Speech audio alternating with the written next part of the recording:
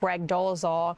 Again, Secretary of State Brad Raffensperger, who's running in the Georgia governor's race. We'll keep you updated as we learn more on this story. Moving forward now, a fast-moving fire displaces 25 people in DeKalb County. This is according to officials there in DeKalb. This happened this morning, and the fire broke out around 7 a.m. at the Austin Oak Apartments along Glenwood Road. Crews arriving at the scene reported seeing heavy smoke coming from the complex as firefighters worked to contain the blaze. Officials say 4 apartment units were damaged in the fire. Again, 25 people displaced here. No injuries were immediately reported. DeKalb County Fire Rescue spoke with reporters earlier this morning. Let's take a quick listen. So just before 7 o'clock, our units responded here to the Austin Oak Apartments in reference to a apartment fire. On our arrival, we were told that there may be somebody entrapped by one of the residents that had made it outside the structure. Crews quickly made entry, cleared the entire building, and luckily there was no entrapment here today. Did they have to make any rescues or anyone come out of the windows we know of? Anything like that, not that we know of. All residents were outside of the building on our arrival. And it looks like it started mostly on the backside. We can't really see because there's woods back there, but can you talk about what they found when they got here? Yeah, so what they found when they got here, it was heavy smoke throughout the entire building. Most of the damage was interior. Crews did a good job on making a stop on the fire, not letting it get to the exterior of the building. That's why you don't see much damage from the outside. And it looks like it started on the backside. Even one neighbor said maybe from the balcony or from the outside of the building. Or do you know where it started yet? We're not really certain right now, but we do have our investigators en route to actually figure out how it actually started and where it actually started. It sounds like just a good job of you guys be able to didn't get up in the attic and spread, or it didn't spread any other apartments. Correct. So we have a total of 4 units, apartment units that were actually damaged by fire, and unfortunately, most of the building will have some water and smoke damage, but the crews were able to make a good stop and actually save the building. And unfortunately, we will have at least 25 people displaced because of that. Okay, that was another question. Is it 25 total, you think? Total from all 4? 25, I'm sorry, spit on you there. 25 people will be displaced from this building because we have to shut the power down for safety. Okay, were any children transported to the hospital? There were no reported injuries here today, including children or firefighters or residents of the structure. Again, you just heard from Captain Jason Daniels, their public information officer with DeKalb County Fire and Rescue. Investigators are still working to determine how and where this fire started. We'll update you as soon as we learn more. Let's talk about this crash happening on Joseph E. Boone Boulevard. Now, Atlanta police, this is actually a crash and shooting. Atlanta police investigating 2 fatal shootings today. Let's talk about this first one here, and this is the scene that you see of that when a man was found with a gunshot wound last night after crashing his car on Joseph E. Boone Boulevard Northwest. Atlanta police officers responded around 7:41 p.m. yesterday to a report of a single car crash. And when they got to the scene, officers discovered that a man inside the car was suffering from a gunshot wound. That man was taken to the hospital in serious condition, and he later died from his injuries. Investigators believe the man may have been shot again near Joseph E. Boone Boulevard before the vehicle came to a stop at the crash site. The identity of the man who died here has not yet been released by authorities, and it is also unknown what type of vehicle he was driving. If any suspects have been identified. We also don't know yet what motivated the shooting. And then a short time later, a man was shot and killed on Lisbon Drive in southwest Atlanta. We don't have video of that, but that deadly shooting is being investigated as a homicide. Now, this happened around 7:42 on that street in southwest Atlanta. After 911 calls were received, people were reporting hearing gunfire. And according to the Atlanta Police Department, officers arrived to find a man who had been shot several times. Medics pronounced that person dead at the scene here. And Atlanta Police Homicide Department investigators spent last night searching the scene for evidence in this shooting, speaking to witnesses and reviewing doorbell camera. Investigators have not yet released the identity or age of the man who was killed or any potential suspects. But again, 2 fatal shootings here just happening just just, moments, just a few minutes actually from each other. One happening on Joseph E. Boone Boulevard, the other one on Lisbon Drive in Southwest Atlanta. And we'll update you on these situations as we learn more. Again, they happened last night. Atlanta City Council has just approved a private TSA study. So they approved a resolution requesting a comprehensive study to evaluate switching Hartsfield-Jackson Airport security operations from federal workers to private contractors. So this decision launches a formal assessment of the world's busiest airport, as you all know, joining the Federal Screening Partnership Program. And the Atlanta City Council voted 11-1 to direct the Department of Aviation to commission an independent feasibility study within 90 days. That study will analyze converting current TSA operations to a private screening model. And this federal program allows airports to use private contractors who must still meet federal security standards under federal oversight. The proposal comes after a February-March federal funding lapse caused 34 to 36% of local TSA officers to miss work, leading to multi-hour wait times and canceled flights. And again, that funding lapse was from February to March. It was the DHS shutdown. That's what I'm talking about here. Supporters of this point out that participating private airports avoided major disruptions during the federal funding shutdowns because contractor payrolls rely on pre-existing federal contract obligations rather than annual congressional appropriations. So the other side to this, some people were against this decision. Councilmember Kelsey Bond voted against the resolution, citing deep concerns from local voters about the privatization of public sector jobs. She also stated that these efforts align with controversial federal political agendas aimed at defunding public systems, she says. She also argued that local leaders have a responsibility here to stand back and defend the public sector and the union employees working at the facility. So it remains unclear right now which independent third-party consultant will be chosen to conduct the data-driven analysis.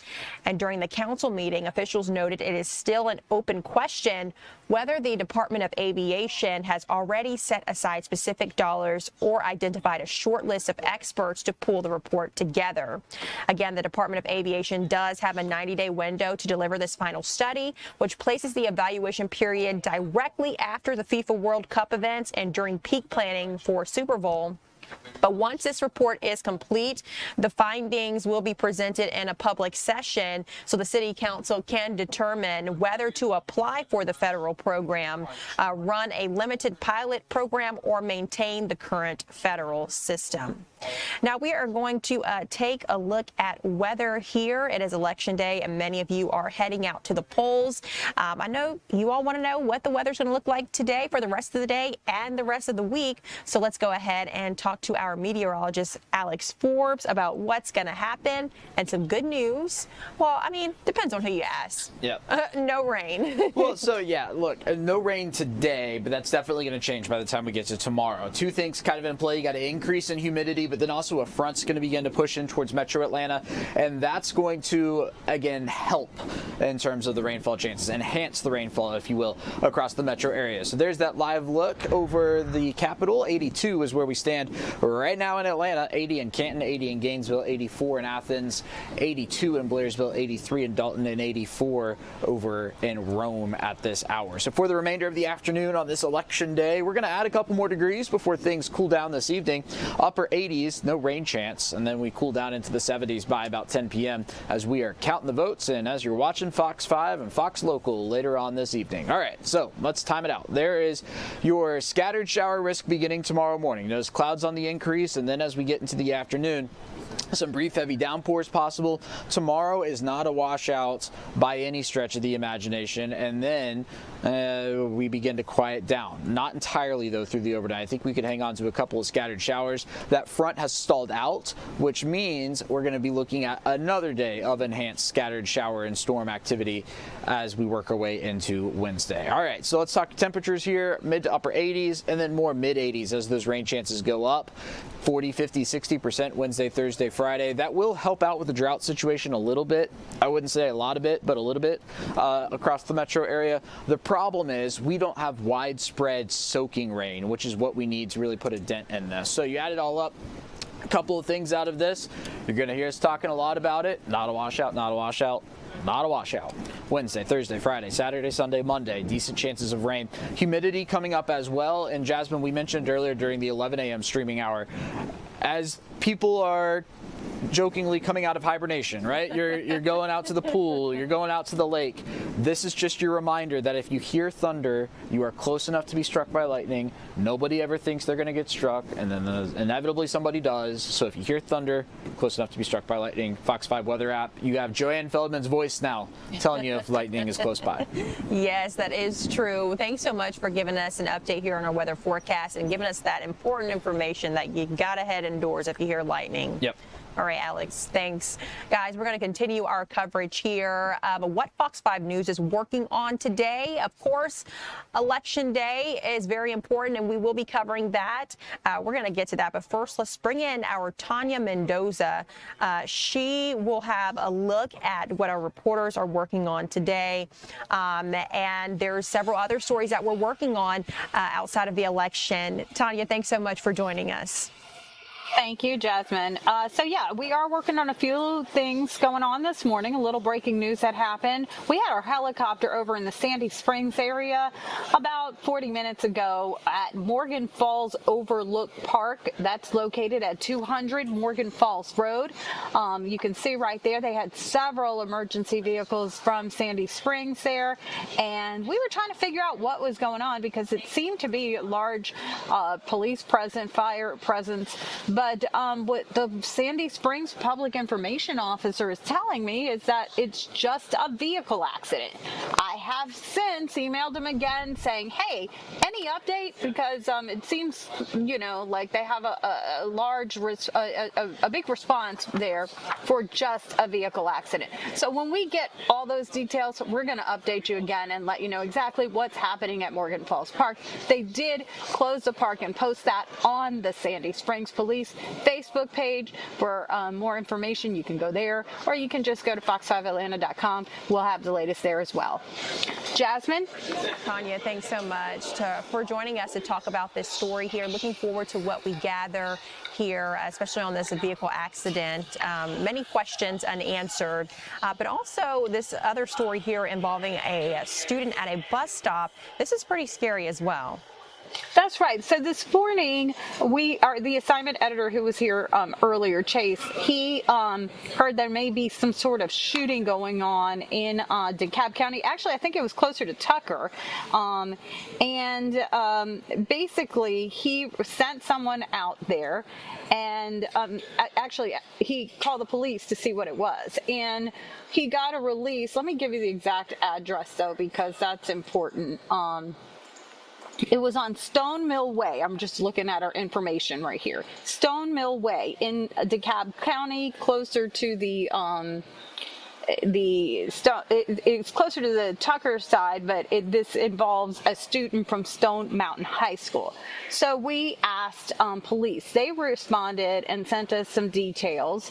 And basically what their details said that on this morning, an incident occurred at a bus stop involving a Stone Mountain High School student who sustained an injury. Emergency personnel responded immediately, and the student's parent guardian was promptly notified. School administration and the DeKalb County School District's Division of Public Safety are actively investigating the incident, and appropriate disciplinary action will be taken. They're also continuing to reinforce expectations for safe and appropriate student behavior on campus, at bus stops, and during student transportation. So that's what they said. But then, that's what the actual school system said. The police said that they responded to Stone Mill Drive and Juliet Road, and there was one patient on scene with very minor injuries. And that the DeKalb Police Department is investigating the circumstances of the shooting, but they sent us over to the school side.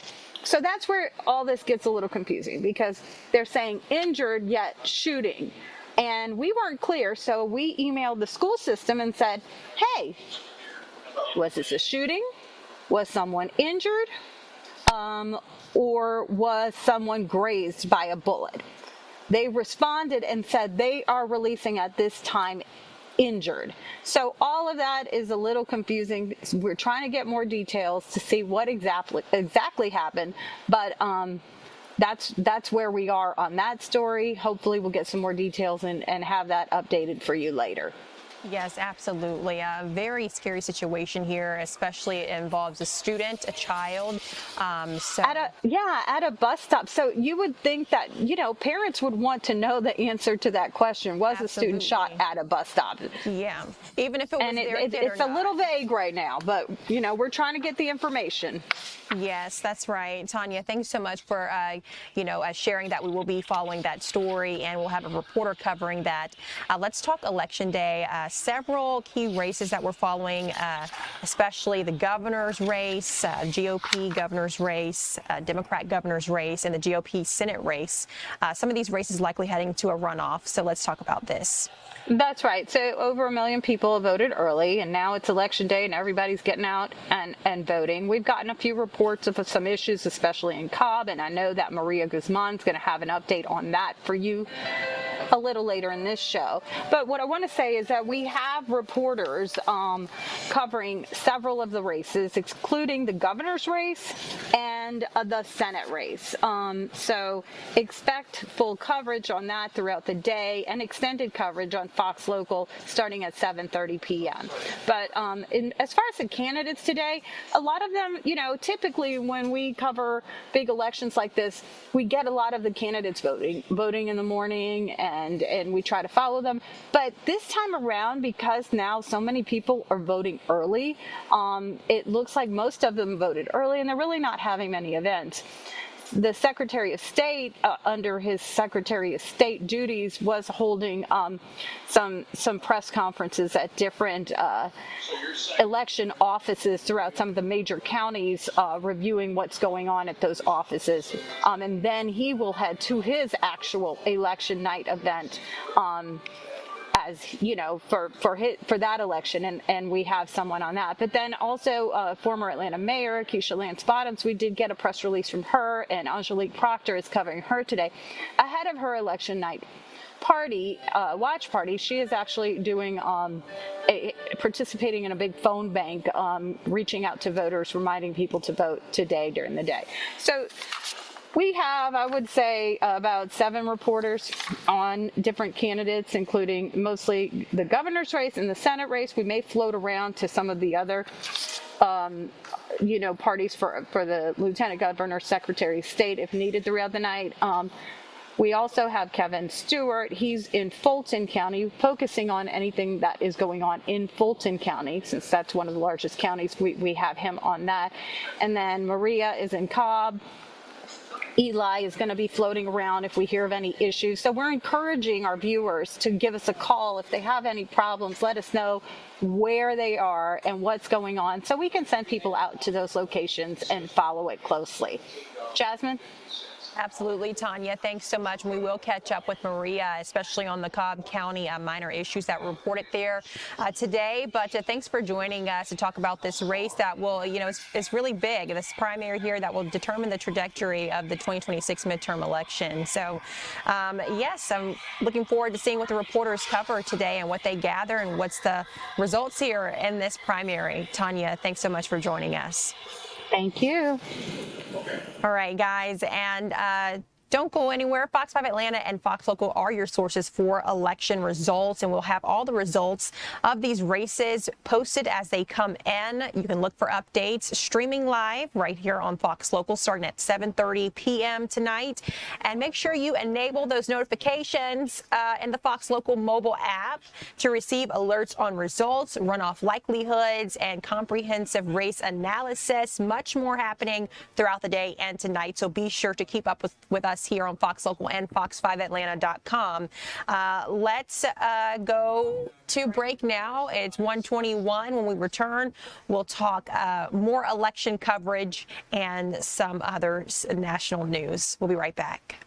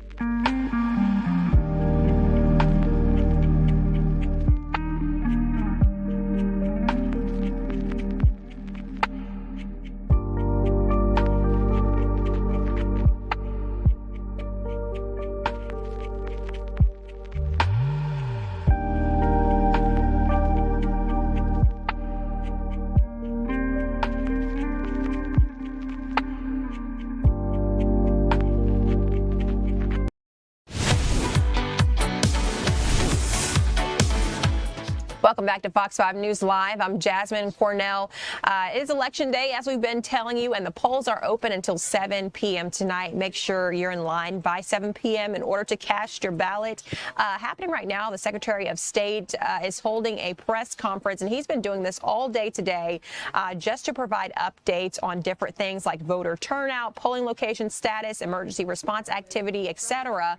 He's not speaking right at this moment, but let's take a quick listen to what's happening right now. An opportunity to be heard in this matter.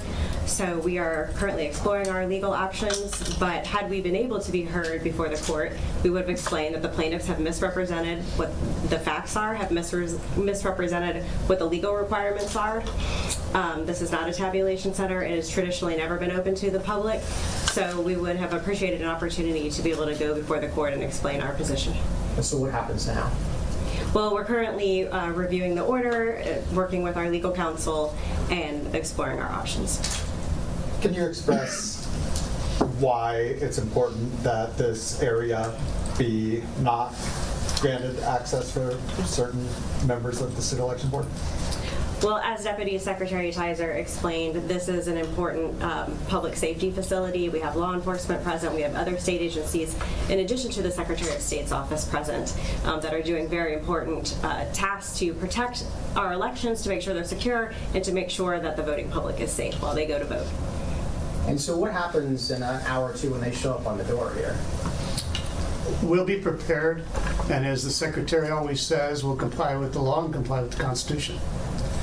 I think it's important to maybe mention what specific things happen that go on aside from law enforcement. And so in Georgia, as you know, counties run our elections. Counties tabulate, counties count, and counties post those results at the county. What happens here is we get those results, and Blake's people post those results into election night reporting. What you see, those are unofficial results. Those results don't include, certain, for example, Unacomma ballots that haven't, that still have time to come in. And so the results that come in tonight are unofficial. They're certified a few days from now, and it's those certified results that the election is based on. So all that is really happening here is we see a number that comes to us from the county, and somebody's key punching it in, or it's automatically moving over into what you see as election night reporting. There have been accusations that we could change those numbers. That's a pretty far-fetched concept, because as soon as we do that, a few days from now when the certified results came in, they wouldn't be the same. And so I can't tell you, really why this has become the issue it has. It's never really been an issue before. It certainly wasn't an issue back in November when 1.6 million votes came in, and this request, we handled it basically the same way. Director Evans, can I ask you a much more basic question for my audience? It's the question I always get. Walk us through what happens at 7 o'clock, or once all the polls close. Walk my audience through, what results, what gets counted first, what gets counted second, and possible rough times.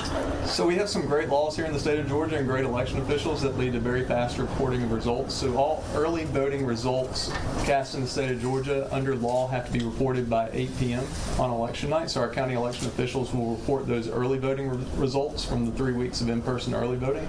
And then also any absentee ballots that were received by end of day yesterday have to be reported by 8 p.m. And so those absentee ballots and early voting will be in the first group of results to be reported. And then from that point, counties will be reporting their election day results. And also, you asked earlier about the school in Fulton that was on lockdown. That is Ison Springs Elementary School. And also the location that needed the additional signage was Pittman Park Rec Center.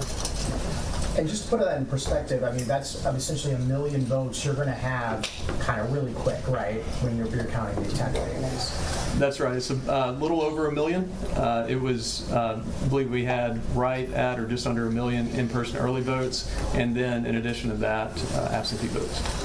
And what kind of turnout do you think we can expect total ballpark? We'll see. We know that people are showing up. I believe Deputy Secretary Tizer mentioned that about 400,000 people so far today, and we usually see a surge as people get off work at the end of the day, so we'll see what the turnout looks like. And back to litigation, is there going to be an appeal of this order? Is that an immediate legal action that you're taking? And if not, in response to the previous question, I would think complying with the law, as you said, would mean that these observers would have to be granted access, correct? Well, as the Deputy Secretary said, we intend to follow the law and follow any court orders. We are currently reviewing the order, discussing it with our legal counsel, and looking at our options, and we can certainly keep you posted as that changes. I think the other thing that's important to note is that the first batch of ballots that come in at the early voting, remember that day of votes come, and not knowing what the demographic of day of is versus early voting, I think we recommend using caution as to make any decisions until we see all of the vote counts come in, both all of the different kinds. I think that's a good point. Is that kind of warning people against a potential blue wave with Democratic ballots outnumbering Republican ballots so far, and then Republicans, if they had higher election day turnout, the results could change as the night goes on? It's a great question. It's very interesting because you see the demographic change as to who's voting early and who's voting on day of, and what age is voting at which particular time. And so, I can't even guess what you might see at this point. But each election, it seems to look a little different. Anyone else? Just a logistical question on that. Will you know before you have those counted which of those election day ballots were which people before you get the tallies? So if you look at ENR and click on a particular, you click on the total, you can click on a particular county, and it will show you the type of vote, whether it was an early vote, early in person, absentee, or day of. And so initially you will see probably zeros in day of. But will you know whether they're choosing a Democrat or a Republican ballot before you sign it? You know what I'm saying? I think we were. Just general. I think his question is, today, do we know what the split is between Republican and Democrat? So generally, this data is going to be about an hour old at this point, or an hour and a half or so old. But the Republican turnout was slightly higher than the Democratic turnout for Election Day itself, but not too significant. I wouldn't say. We can get you an estimate of numbers as well. We'll see y'all at 4 o'clock. Thank you so much. Thank you so much to everybody. Thank you guys. Appreciate you coming. All right, and you just listened live to the Secretary of State's office giving updates on election, talking early voting. We'll continue to bring these to you live as the day unfolds because they are expected to speak more times later today. So we'll keep you updated on what they're saying here on Fox Local and on fox5atlanta.com. Let's continue our election coverage here as we been telling you, voters across the Peach State heading to the polls. Cobb County had reported some minor voting issues at some of their precincts. And so we have our Maria Guzman checking out polling locations for you to see if any other issues are happening. Maria, thanks so much for joining us to talk about this.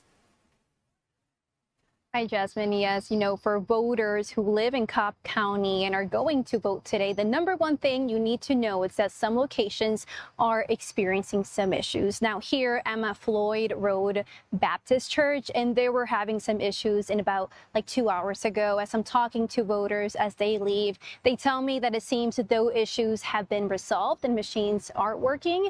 But I've just heard a mix of reaction. I've heard some people saying that, despite the issues, it's been fast, and then other people are frustrated regarding those machines not working. Here we just have been seeing an afternoon rush right now as we hit the 1:30 p.m. mark. I've definitely seen much more people that are starting to show up to vote. But let's go ahead and take a listen to the mixed reactions that I'm hearing here.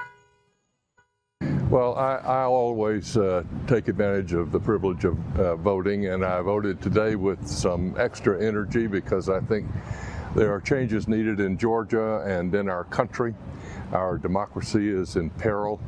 Our economy is in tatters, and I wanted to make sure to exercise my right to vote. And when it comes to changes, what are those changes that you as a voter are looking for specifically? I'm looking for justice in the law courts. I'm looking for compassion in our social system. I'm looking for a strong legislature, and I'm looking for a president who is willing to work under the constraints of our democratic system. And just walk me through your experience this morning of voting here in Cobb County. Well, there was a short line and wonderful poll workers who were very accommodating and helpful and welcoming. And I got registered through the machine process and then went over to one of the automated voting booths and voted, and it was very smooth. Cool. Any issues inside? No, they are having trouble with some of the machines that register you when you walk in, but they were moving the line along very efficiently. And now that you voted, how do you feel just walking out? I feel good that exercised a right of citizenship. It was a little line.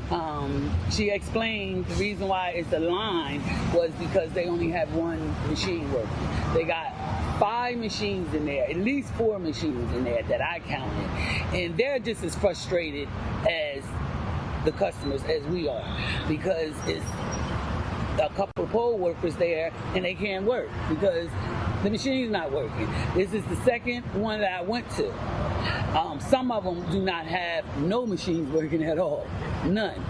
This one happened to have one machine because we in church and God, you know, he takes care of all that. So that's why it was one machine at my polling place. So one machine working, other machines are not working. None. How many did you count that are not working? 4. 4 that are not working. As a voter who took time to come out and vote? Yes, how do you feel about that? Very upset because it's not fair. It's not fair to the public, and it's not fair whatever they're trying to do, whatever's going on. After work, everybody's gonna come. And it's one machine that's working, so they're gonna have the line out the door. There's not even a lot of people today, and they're frustrated. The workers in there, they're volunteers, and they're frustrated. How many volunteers are inside that you could count? Let's see, 3, 4, 5, 6, 7. I've seen at least 8. Okay, so a lot of people that are inside volunteering. Yeah, it's several people inside volunteering. And what led you, or what motivated you to come out here to vote today? To make a change.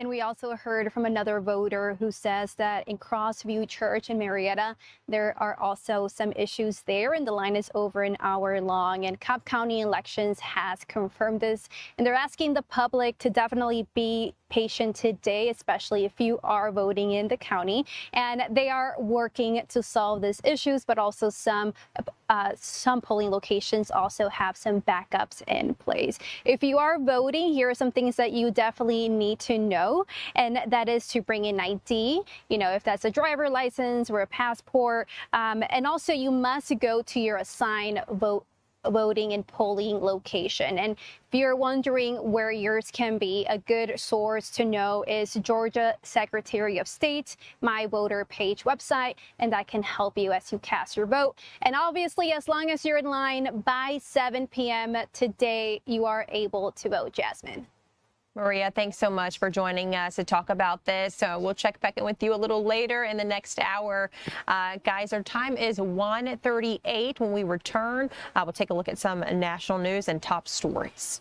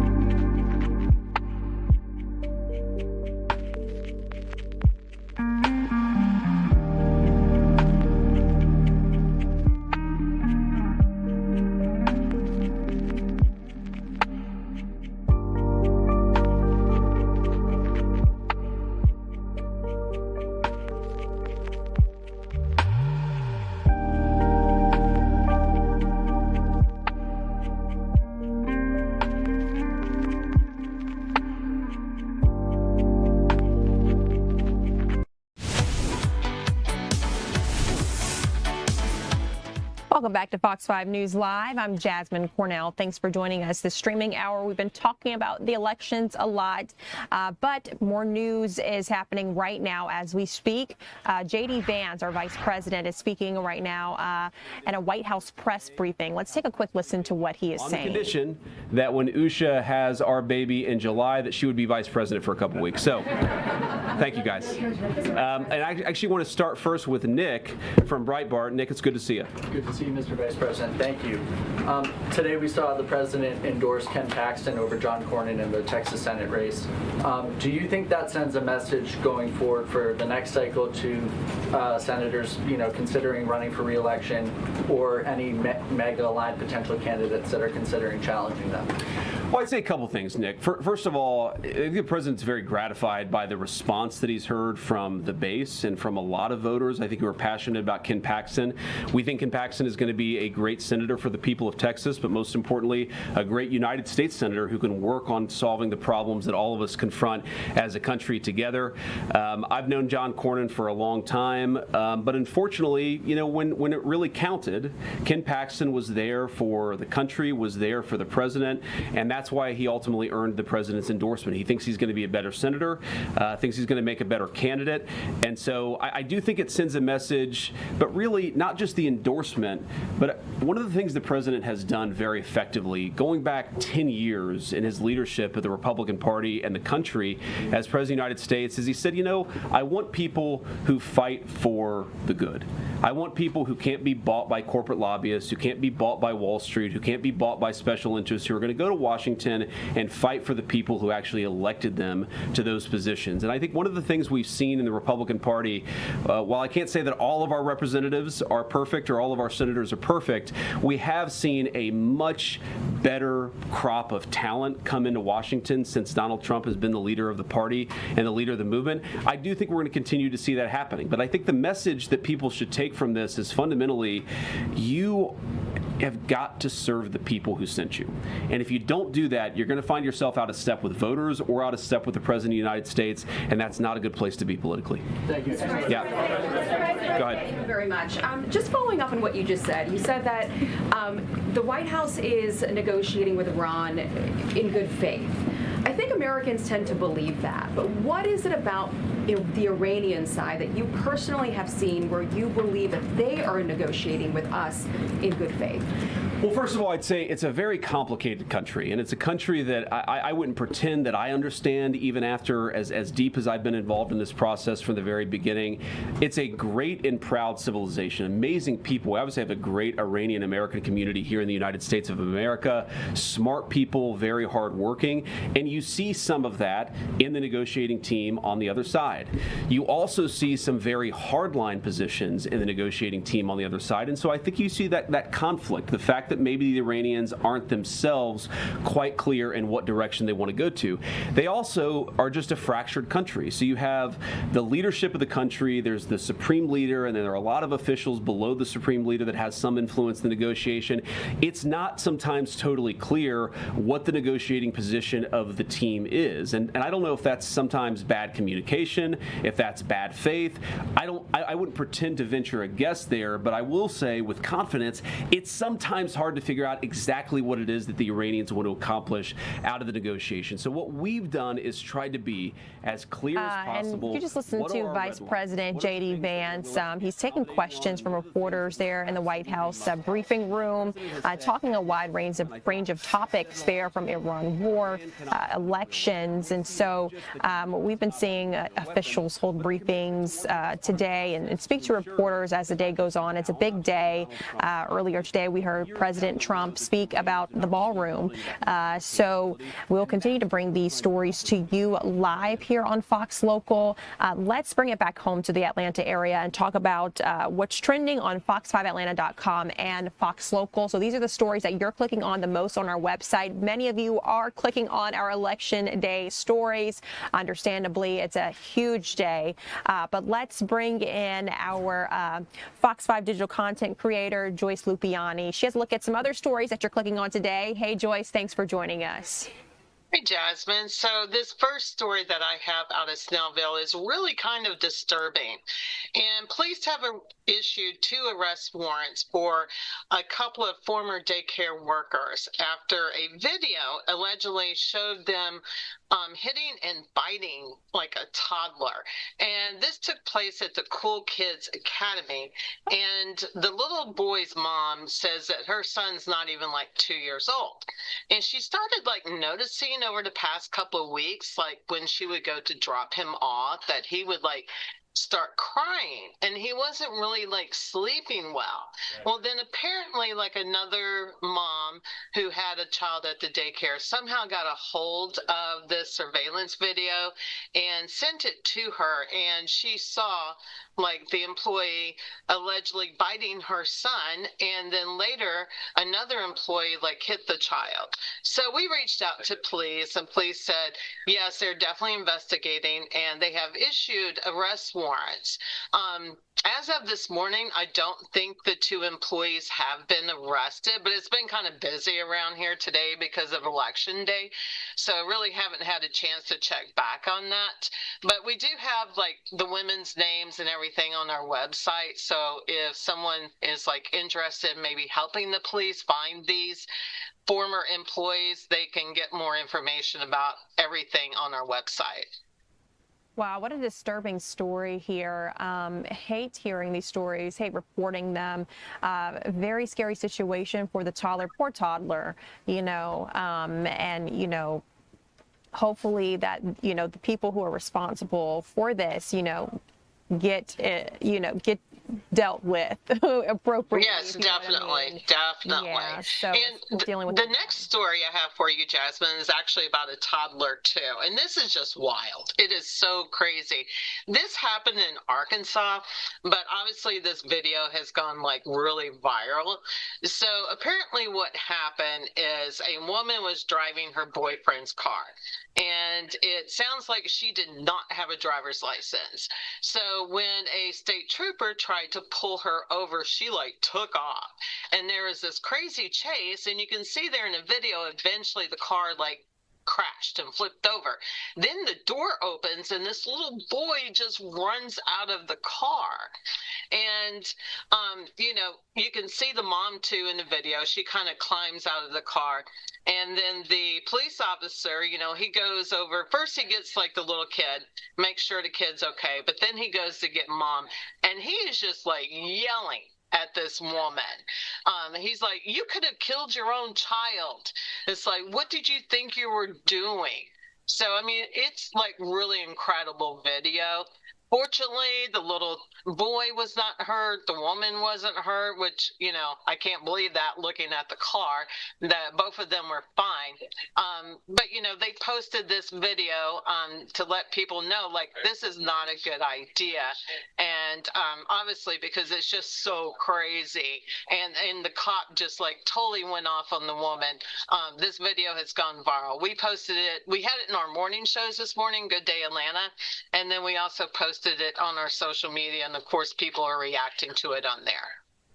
Yes, and I did look at the story earlier today. Very scary situation here, especially for this toddler. And I'm always curious to know, what was she running from? You know, so many unanswered questions here, because she had to be running from something.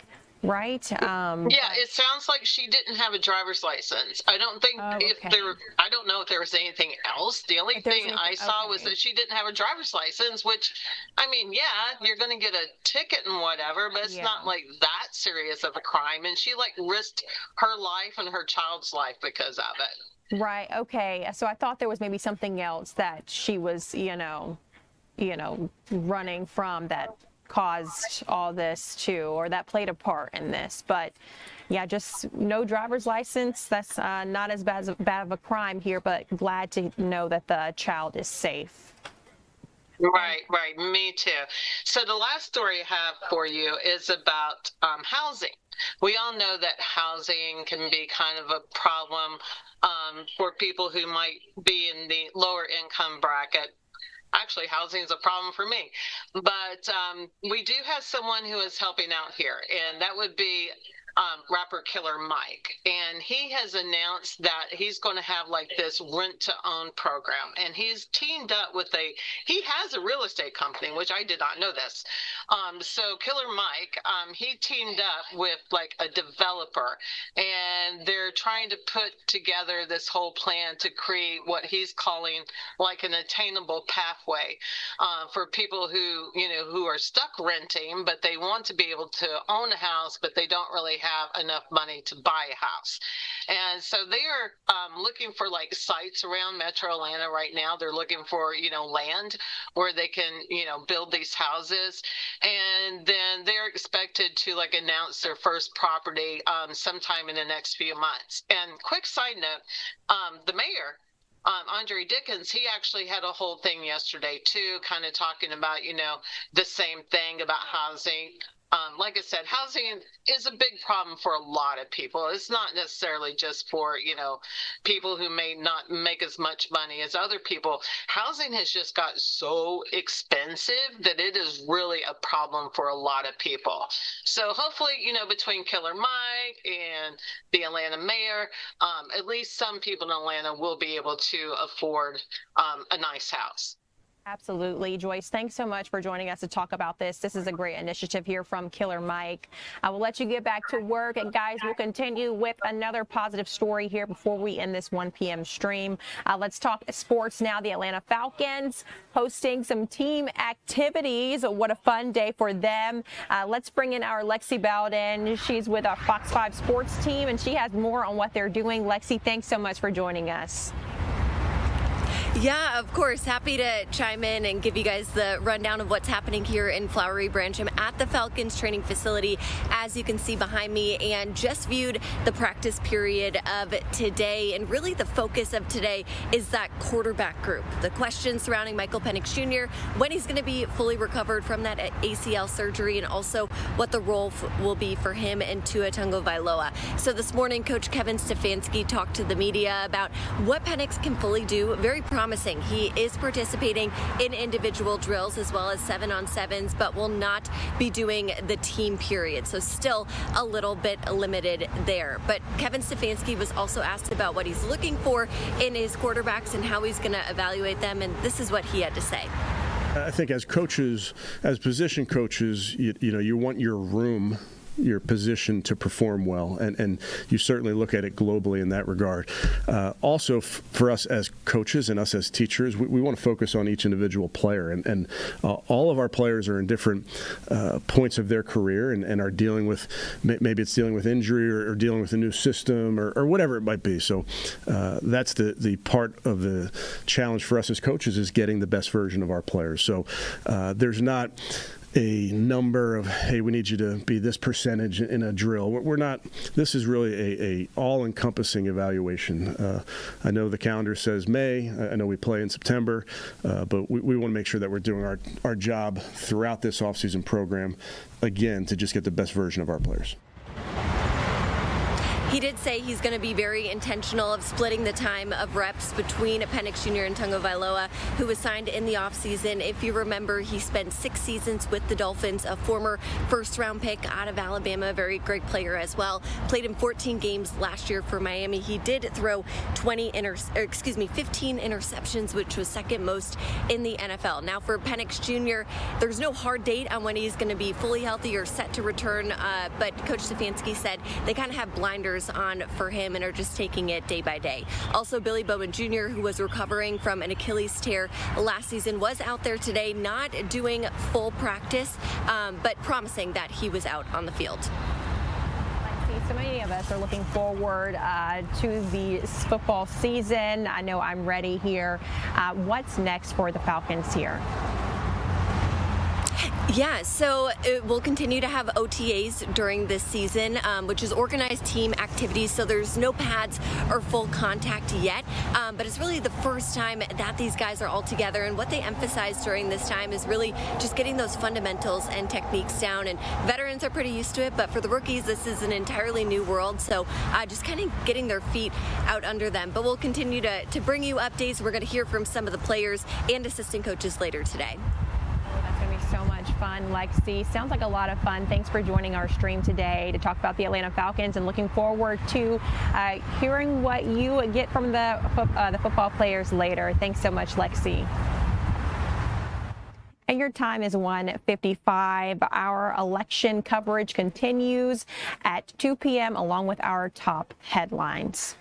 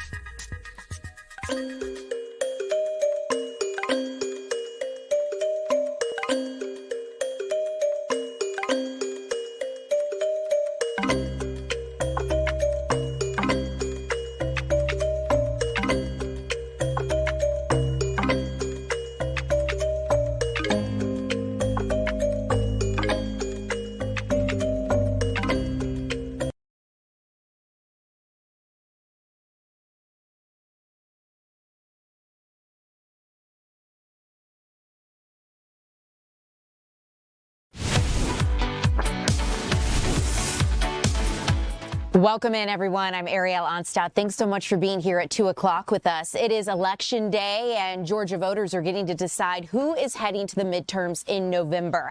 Let's talk about it because we've got a lot of things to get to today. And I want to give you a bit of a roadmap for how our 2 and 3 o'clock hours are going to go. But ultimately, this is a high-stakes primary race. It's going to shape the 2026 midterms and, of course, draw intense national scrutiny once again here to our Peach State. High-profile races include the lieutenant governor, governor's race, as well as the Secretary of State, and of course a race for the United States Senate. Now, at the top of the ticket, the spotlight is fixed on the race for governor, where we know a lot of candidates are vying to replace our current governor, Brian Kemp.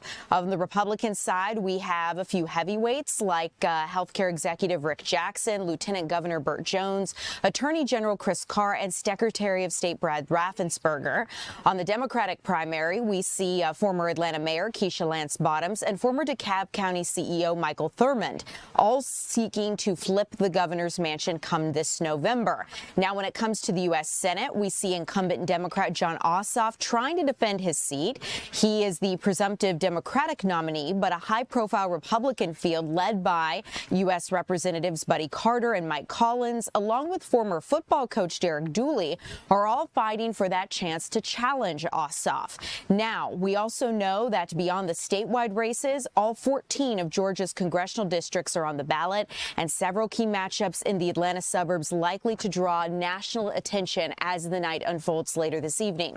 So at 2 o'clock, we're going to focus heavily on the governor's race. We're going to check in with our live reporters on a lot of these candidates and what they're hoping to achieve. And then coming up at 3, we're going to take a closer look at the United States Senate race. So giving you a bit of that overview, want to let you guys know, as always, as long as you are in line by 7 p.m. to vote this evening, you can cast your ballot. We're going to keep you updated on any issues that we may see at polling locations. But let's get started with the governor's race. Like I mentioned before, I want to let you know that we have actually just gotten in some new details about a judge ruling in favor regarding an election lawsuit, actually ruling in favor of State Senator Greg Dolezal.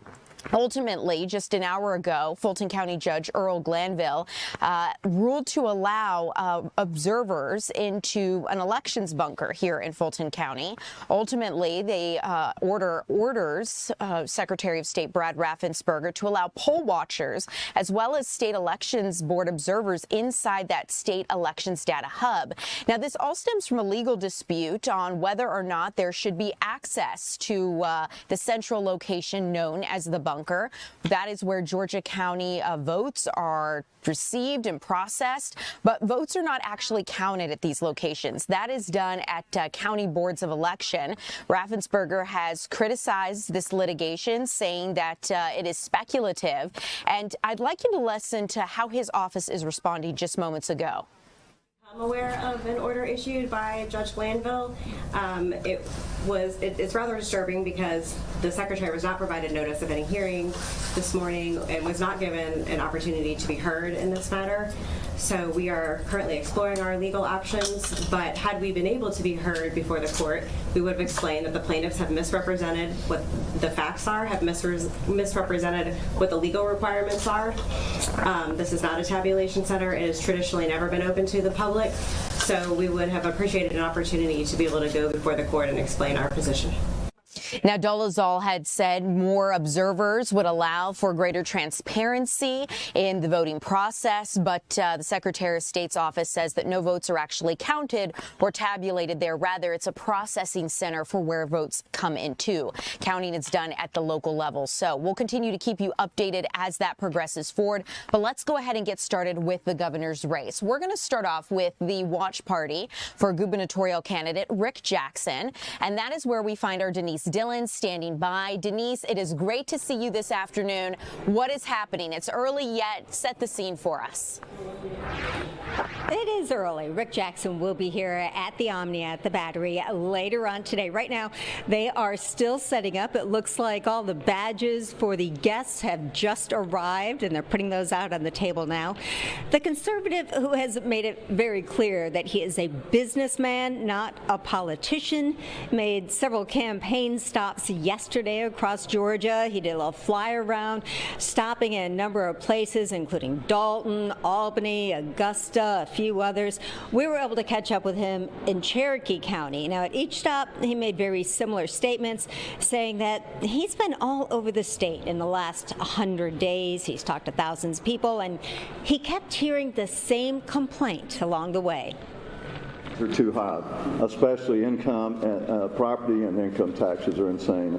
I don't ever want to hear another widow come up to me crying, saying she's got to sell her house because of property taxes. It's just heartbreaking.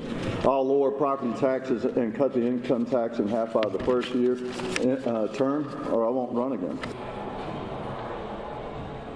And he said he's not interested in the title. He doesn't need the money. Of course not. He's a billionaire. He said he's running to improve the lives of Georgians. And tonight we're going to find out if he is able to convince enough Georgia voters that he is the man to lead the state, or at least make it to the very expected runoff. We're going to find all of that out tonight. If you really think about it, it is early, but it's not that far away. And we're going to find out the answers that many of us have been asking for weeks now, and that's probably going to find it out when we're right inside that ballroom. We're going to be here throughout the night.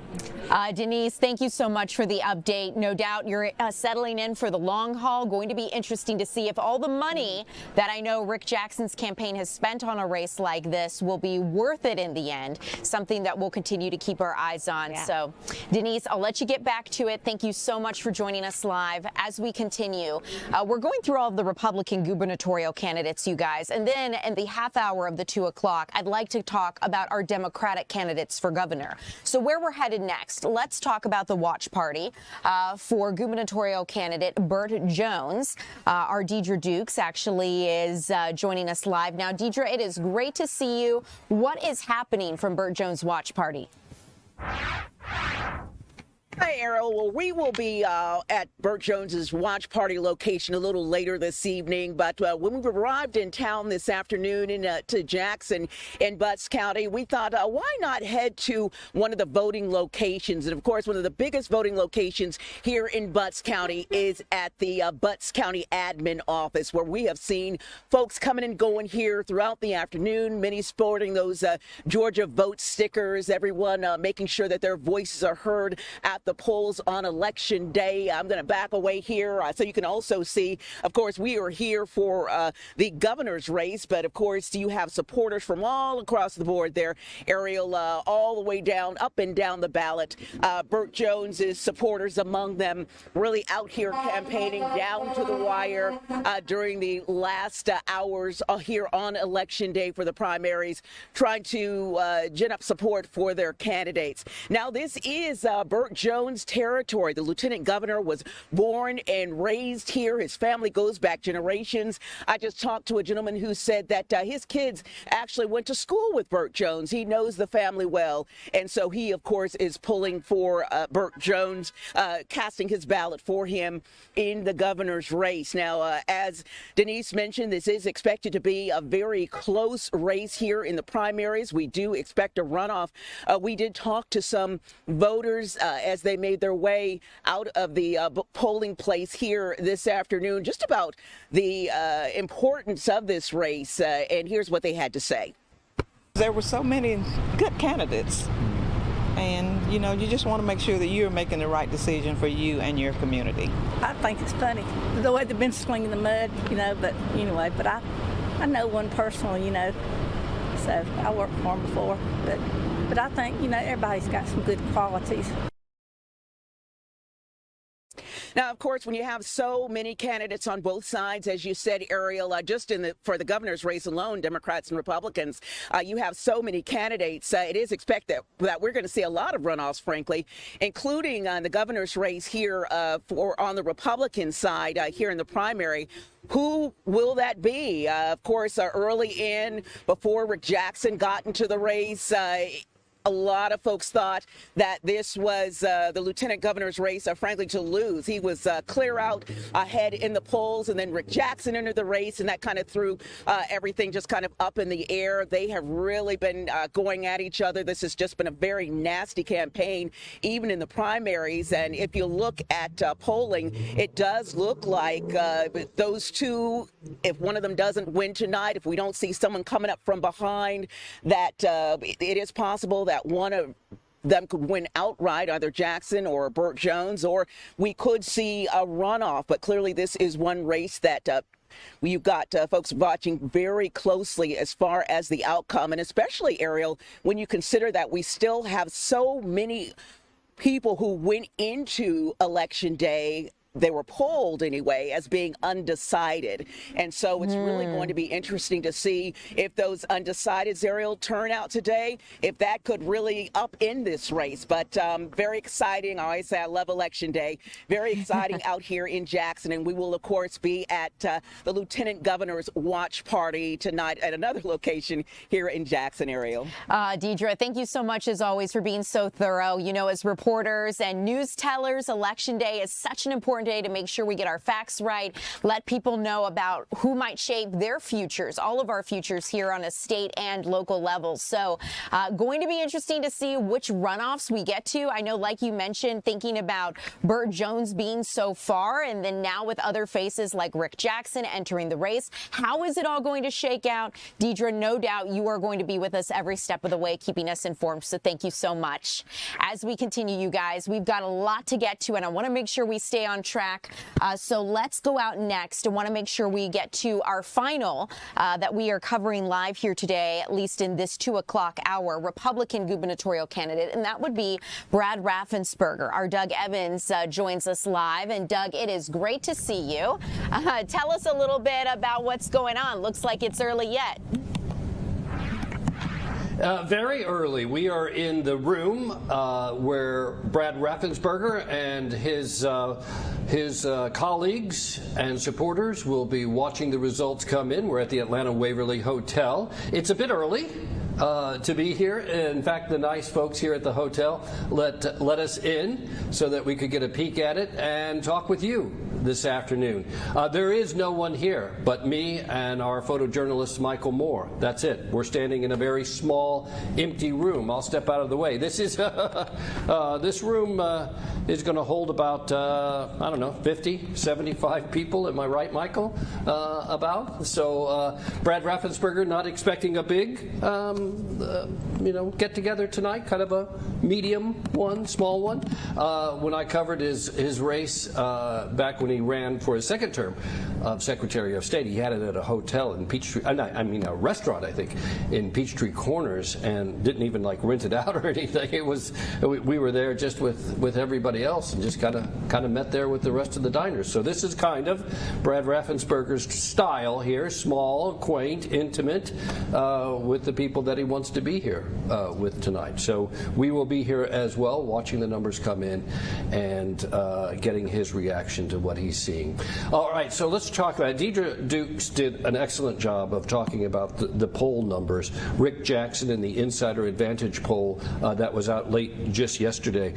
Rick Jackson at 28%, Burt Jones at 24%. But what that poll showed is that Brad Raffensperger was coming up from behind. He was polling at 11% back in late April. Now, on the eve of the election, he's up to 18% and is only 6 points behind Burt Jones. So this is an interesting development. With 12%, Ariel, still undecided in this race, according to the Insider Advantage poll. So you take some of those undecided votes, if those go to Brad Raffensperger, he might be running a tight second place to Burt Jones. And if so, as Deidre said, who's going to end up in the runoff here for the GOP for the governor's mansion in November. We'll have to see. There's a lot of votes out there with 12% undecided going into Election Day. So the trouble with Raffensperger is he's got a day job. And he's got to do his day job on Election Day. And so he spent today not out campaigning and everything. He spent his Election Day doing his day job. Let's hear from him a little bit on how he saw things going today in the statewide election. In Georgia, there's some key things that people need to be aware of. Number one is I'm the first Secretary of State to ever do an audit.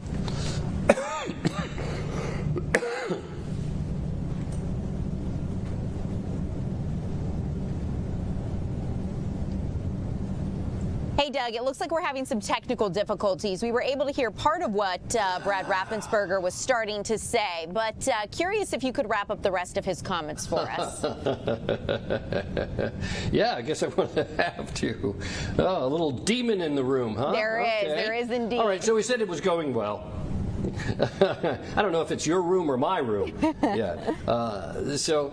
One of the things that he was saying that it was going very well, that lines in Fulton County at that check when he did that news conference were only 3 minutes long, that in terms of voter ID, which is what the legislature wanted, he expected up to 99% to use their driver's licenses today.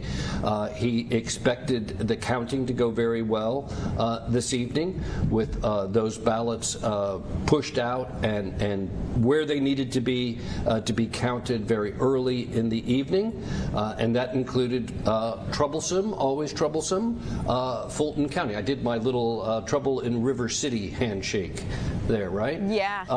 So that's what he was kind of expecting, and that's what you should have heard in that soundbite. Okay. So here we are on the eve of election, and we're expecting him to come in probably later than most of your other candidates because of his day job and because he has to monitor the election and because he was recently sued and apparently lost to get access to the bunker, the famous bunker now it is, at election headquarters in Fulton County where they'll be counting those votes.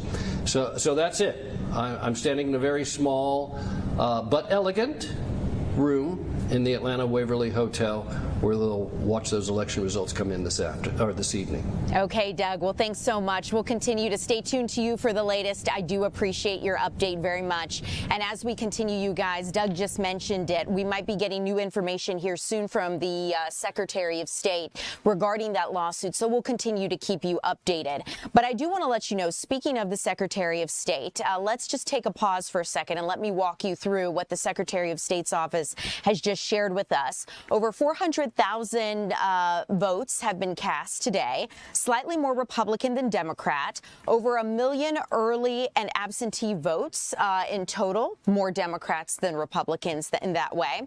Now, one thing to keep in mind, I know some of you are saying you're experiencing issues in Cobb County. So we have someone here in our chat on TikTok asking if anyone had issues during their voting in Cobb County. And yes, we are aware of these issues. If you go to our website, fox5atlanta.com, we know that as of 1:30 this afternoon, Cobb County has decided to deploy additional poll pads because this is what's used to check in voters. They say technical issues were reported this morning, and this has not stopped voting, however, and all voters in line will be able to cast their votes before the polls close. I also want to let you know I'm getting an update from our Chris Rosenthal, who is live at the Secretary of State's office and covering updates. Cobb County may ask for a 30-minute extension to closing the polls down because of some issues. So that is something that we're going to continue to keep you updated on. So some polling locations may be open for an extended 30 minutes in Cobb County. So we're going to continue to keep you updated on that as it continues to move forward. If you guys have questions on election today, don't hesitate to drop them in the chat. We will continue to keep you updated. As we continue here at 2 o'clock, I want to quickly get you the latest on some stories that we're following here in in the newsroom. And then we're going to get a check of your weather forecast before we ultimately get to those Democratic gubernatorial candidates. So as it relates to San Diego, I want to get you an update in that deadly shooting at the largest mosque in San Diego County. So ultimately, authorities in California are continuing their investigation. 3 victims are dead after 2 shooters targeted the largest mosque there in San Diego County. And according to the police, both shooters, a 17-year-old and a 19-year-old, took their own lives after opening fire outside of the Islamic Center of San Diego. The teens' bodies were found in a vehicle nearby, and police say one of the victims, a security guard, prevented the tragedy from being much worse. One of the heroes in this situation. Police say they were first alerted when one of the shooter's mother contacted them saying that she believed her son was suicidal. Several of her weapons were missing, and her vehicle and her son were also nowhere to be found.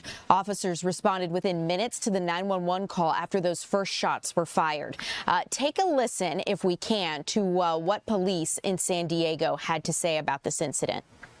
Because of what the officers were encountering, and because we know that this is a large gathering facility with kids, with adults, with community members from throughout our county, officers immediately began to enter the facility, utilizing our active shooter protocol, looking for a suspect or 2.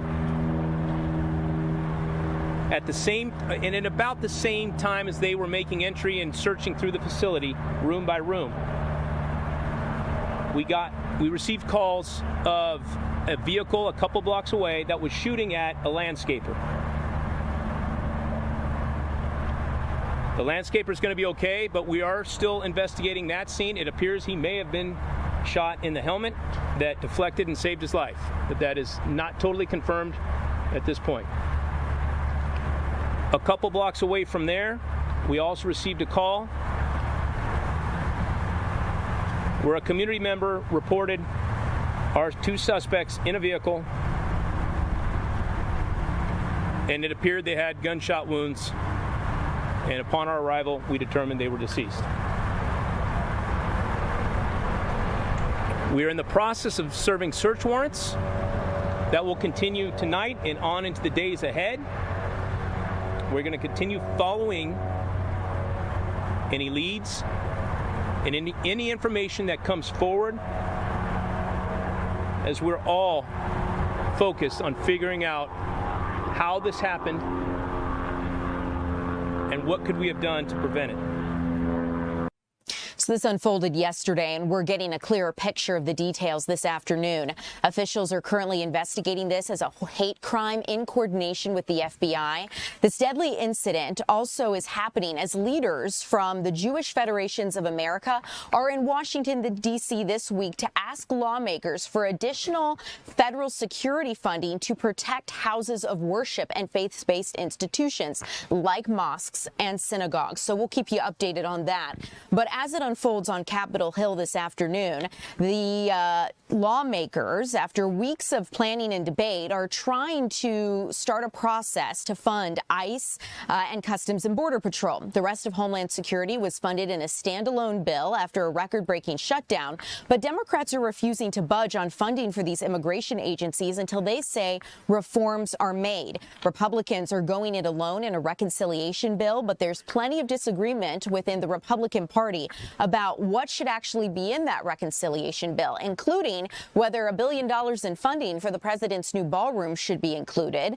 While minority Democrats can't stop this reconciliation bill from moving forward, they're slowing down the markup with multiple amendments on issues like ICE raids in churches, masked agents, and the role of warrants. Now, DHS officials have pleaded with lawmakers to come together and end the uncertainty. President Trump has asked Congress to have that reconciliation bill ready for him by June 1st. 1st. And at this point, that is looking unlikely. I also want to let you know that President Trump has called off planned attacks in Iran. The president says he was supposed to launch an attack on Iran just today, but called it off, citing peace talks. He says that Gulf allies in the region asked him to postpone the strikes for at least 2 to 3 days because they think a deal with Iran is closed. Now, this must include Iran's nuclear program, where U.S. forces say they will go through with a large-scale attack. Democrats say resuming military action without approval from Congress would violate the Constitution, and they want Republicans to support a war powers resolution to limit further strikes. In the meantime, ship traffic is still extremely limited in the Strait of Hormuz. Oil prices are falling with apparent progress in negotiations, but the president says ultimately it was Gulf allies that say got him to pause as it relates to this. I was going to let you guys listen to what the president had to say. However, I'm taking a look at our timing, and I'd like to let you listen instead to what Vice President J.D. Vance had to say just moments ago. He hosted this week's White House press briefing and was able to answer some of reporters' questions. So let's see if we can take a listen to what the vice president had to say. Go ahead. Thank you very much. Just following up on what you just said, you said that the White House is negotiating with Iran in good faith. I think Americans tend to believe that, but what is it about the Iranian side that you personally have seen where you believe that they are negotiating with us in good faith? Well, first of all, I'd say it's a very complicated country, and it's a country that I wouldn't pretend that I understand even after as deep as I've been involved in this process from the very beginning. It's a great and proud civilization, amazing people. We obviously have a great Iranian-American community here in the United States of America, smart people, very hardworking, and you see some of that in the negotiating team on the other side. You also see some very hardline positions in the negotiating team on the other side, and so I think you see that conflict, the fact that maybe the Iranians aren't themselves quite clear in what direction they want to go to. They also are just a fractured country. So you have the leadership of the country, there's the supreme leader, and then there are a lot of officials below the supreme leader that has some influence in the negotiation. It's not sometimes totally clear what the negotiating position of the team is. And I don't know if that's sometimes bad communication, if that's bad faith. I wouldn't pretend to venture a guess there, but I will say with confidence, it's sometimes hard to figure out exactly what it is that the Iranians want to accomplish out of the negotiation. So what we've done is tried to be as clear as possible. What are our red lines? What are the things that we're willing to be accommodating on, and what are the things that we absolutely must have? And as the president has said ad nauseum, and I think I've said it a lot too, Iran cannot have a nuclear weapon. We want to see not just the commitment to not have a nuclear weapon, but the commitment to work with us on a process to ensure that not just now, not just when Donald Trump is president, but years down the road that the Iranians are not rebuilding that nuclear capability. And that's what we're trying to accomplish in the negotiation. Sorry, you had a follow-up. Yeah, just for Americans at home, because we'll continue to keep you updated as this peace negotiation with the United States and Iran continues to move forward. In the meantime, it is Election Day here in Georgia, and a lot of people headed to the polls as we begin to shape the future of the midterm elections. Right now, the primaries are happening. So coming up next, we're going to be checking in on your weather forecast, and we're also going to be checking in. We've already talked about the Republican candidates for governor. We're going to check in on the Democratic candidates for governor in this next half hour.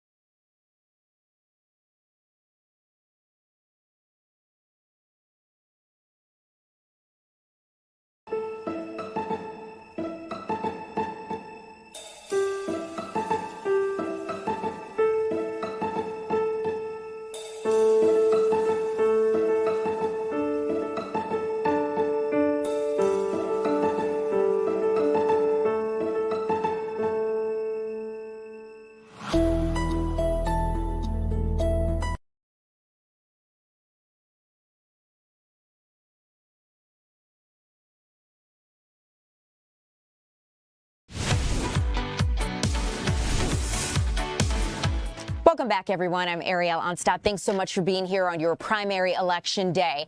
Want to get out? We are following some breaking news here, and I understand our Ray Urena has rushed out to the scene. It looks like SWAT officers are moving in, and a heavy police presence can be seen. If Ray can hear me, Ray, I'd love for you to talk a little bit about what you're seeing here in the Morgan Falls area. Yeah, I can hear Ariel. You can just see over here to my right, all the SWAT officers are rolling out down Morgan Falls Drive. We are on Sandy Springs right now. All we have been told from police is that there has been an active investigation here in Sandy Springs. We're still trying to figure out exactly what that investigation is, but we do know that police were called just a few hours ago to this location off of Morgan Falls Drive, where the park right now is closed to visitors, and the nearby polling location here at Sandy Springs at Isot Elementary School, that has been locked down for a little bit now. It appears that the Georgia Election Commission might be extending hours at that location because of this investigation. But for the past 30 minutes or so, or the past 20 minutes since we got here, we have seen multiple SWAT members loading up, kitting up, filled with long guns, assault rifles. I even saw an officer what looked like appeared to be a sniper rifle, bulletproof vest, the whole works. So a very kitted up operation that's going on here. I have seen Cobb County Police, we've seen Fulton County SWAT Police, and Sandy Springs Police all loaded up in armored vehicles here. And just where we are standing, we're on Morgan Falls Drive, and this is actually the police headquarters of Sandy Springs Police. So this is happening just a mile or so from the headquarters of Sandy Springs Police. We've reached out to police multiple times about what exactly this active investigation is. We haven't heard back just yet, but once we get those answers, we'll be sure to bring those to you, Ariel. Okay, thank you so much, Ray. I appreciate the update. I am just getting a news release from Sandy Springs Police, so Ray, hang out with me for just a second while we talk about this, because according to this news release, Sandy Springs Police are investigating a suspicious person at Overlook Park. They say they responded to a call of this person supposedly involving military-style gear. That call basically said that it sounded like a man was dressed in military-style gear, prompting some concern. That person then entered a wooded area after a dispute with another citizen.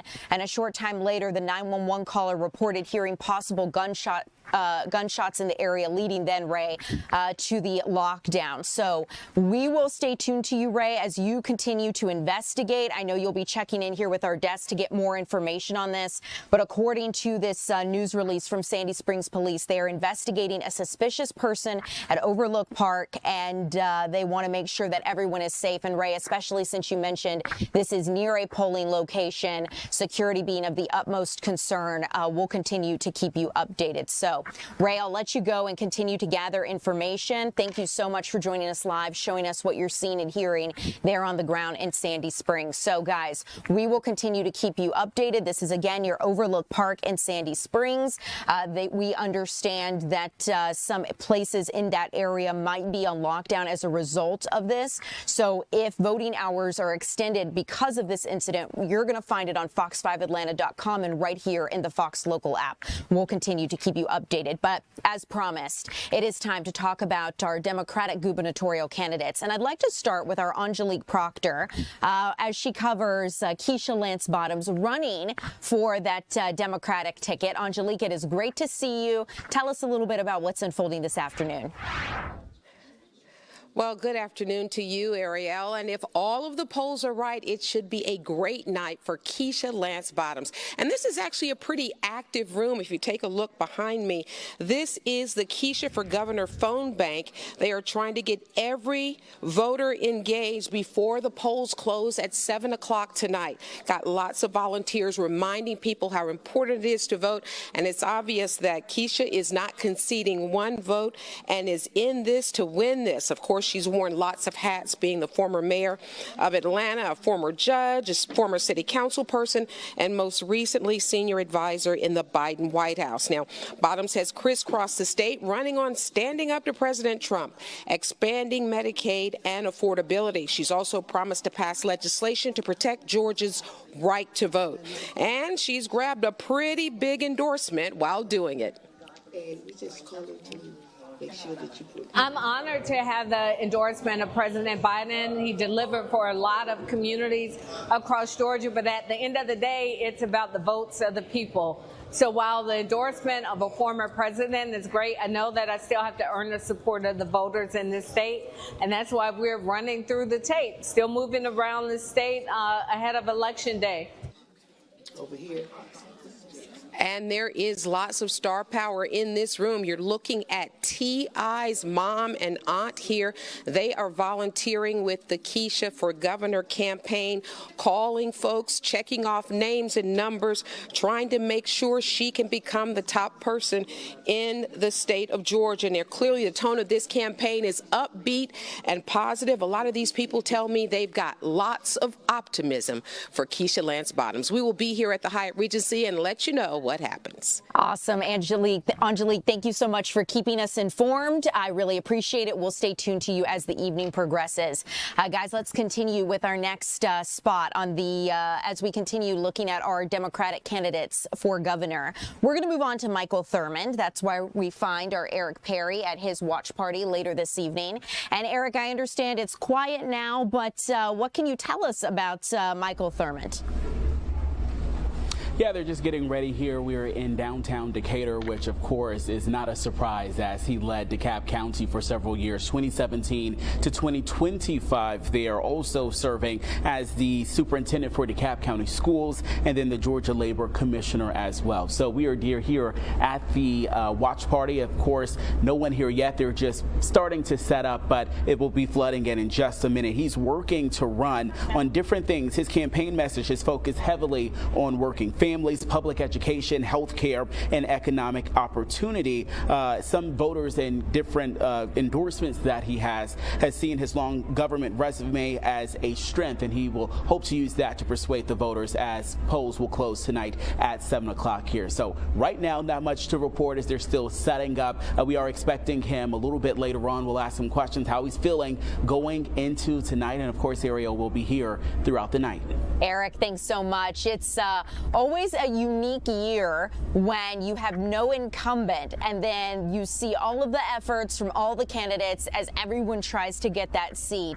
Going to be interesting to see how that moves forward. No doubt, Eric, you'll be keeping us updated as this progresses. So, Eric, thank you. As we continue, you guys, I want to let you know, for those of you just joining us at this hour, that as of last check from the Secretary of State's office, I have an update from our Chris Rosenthal, who has been there. 400,000 day of votes have been cast, slightly more Republican than Democrat. Now, over 1 million early and absentee votes have been cast, and those are more Democrat than Republican. Now, we have heard of issues in Cobb County. We understand that Cobb County may ask for a delay in order to extend voting by some minutes because of some issues that have been reported, but we'll keep you updated as that moves forward. In addition, where you can always get the latest on elections and what's happening here in North Georgia would be on fox5atlanta.com. We have a running blog where we're able to updates as they come in regarding voting issues, polling location issues, things you guys might be experiencing. So we'll keep you updated on that as we continue here. Coming up next, we're going to get a check of gubernatorial candidate Jeff Duncan with our Christopher King straight ahead.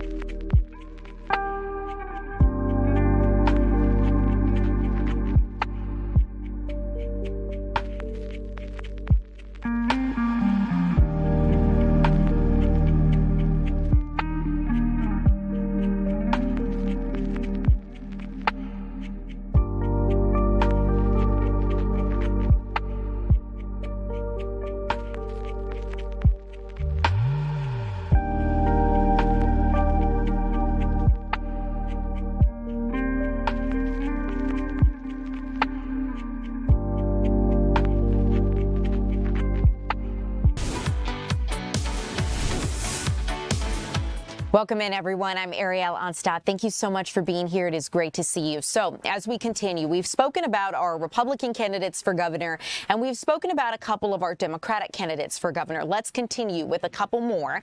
We have Jeff Duncan running for that governor's seat. And of course, we understand our Christopher King is out live, ready to preview Jeff Duncan's watch party later this afternoon. So I'd like to bring in Christopher King here in just a little bit to get a check as to what to expect with that watch party later this evening. So, Chris, it is great to see you.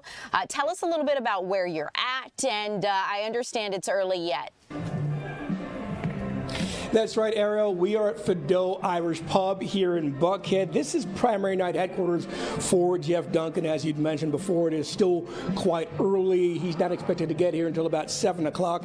That's when things will kick off. Now, tonight will be a test for Duncan. He's the former lieutenant governor.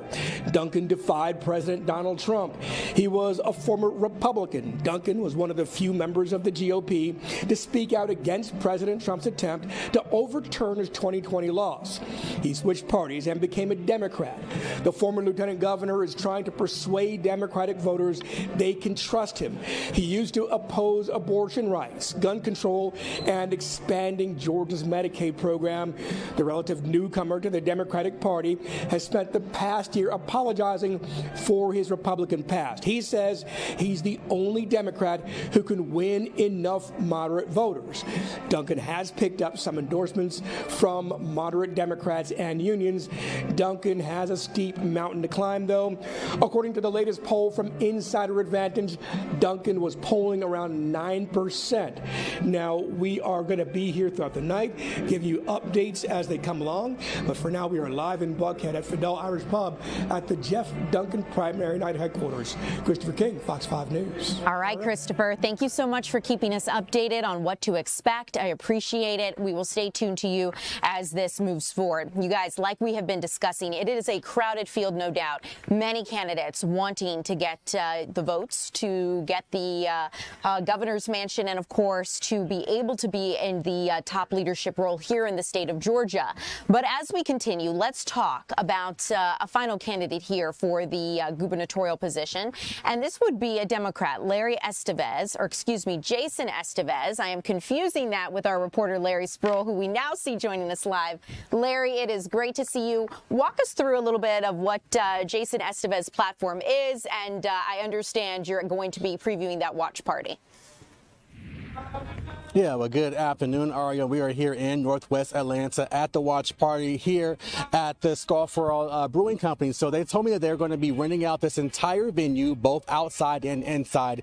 And as of right now, they are setting up, his team is setting up there in the inside. But I spoke with Jason Estevez earlier today and his team members, and they tell me they are in a good spot because literally at the beginning of this campaign, they started from the bottom, and now polls are showing that he is here in second place, right under former Atlanta Mayor Keisha Lance Bottoms. So they're telling me that they believe that this will go into a runoff, and he will be in that runoff race coming up very soon. Now, a couple of the issues or topics that he is very passionate about is affordable living here in Georgia for just normal day people, especially with groceries and gas prices are going up. And also he wants to have affordable health care for all Georgians here as well. That is something that he and his wife have been fighting and are very passionate about. And so it's still very early here at the watch party. And I did ask his campaign manager, I said, will he address his supporters later on tonight? And she tells me that that all depends on the election results to come in. But we are scheduled to talk to Jason Estevez around 5:30 today. I will be asking him how he is feeling about this race, what stands him apart against his opponents. We'll have all that and a whole lot more coming up on Fox 5. We are live in Northwest Atlanta. I'm Larry Sproul, Fox 5 News. Awesome. Well, Larry, thank you so much for keeping us updated. No doubt we will stay tuned as we get more information. So, Larry, thank you. I'll let you get back to it. You guys, for those of you just now joining us or those of you who have been with us for some time, at 2 o'clock, we're covering the candidates for the governor's race, and we just did that. So coming up here at 3 o'clock, we're going to be checking in on the U.S. Senate race. We're going to be taking a look at the candidates hoping to win votes for that position. But I want to let you know where we stand as of almost 3 o'clock on your Tuesday afternoon, because over 400,000 day of votes have already been filed so far. And that was at last check of the Secretary of State's news conference around 1:30 this afternoon. Now, at this point, we expect those votes to have gone up. We are expecting another briefing from the Secretary of State's office around 3:30 this afternoon. Over 1 million early and absentee votes have already been filed. And when you look at the leanings, in-person votes tend to be more Republican, whereas early voting and absentee tends to be more Democrat.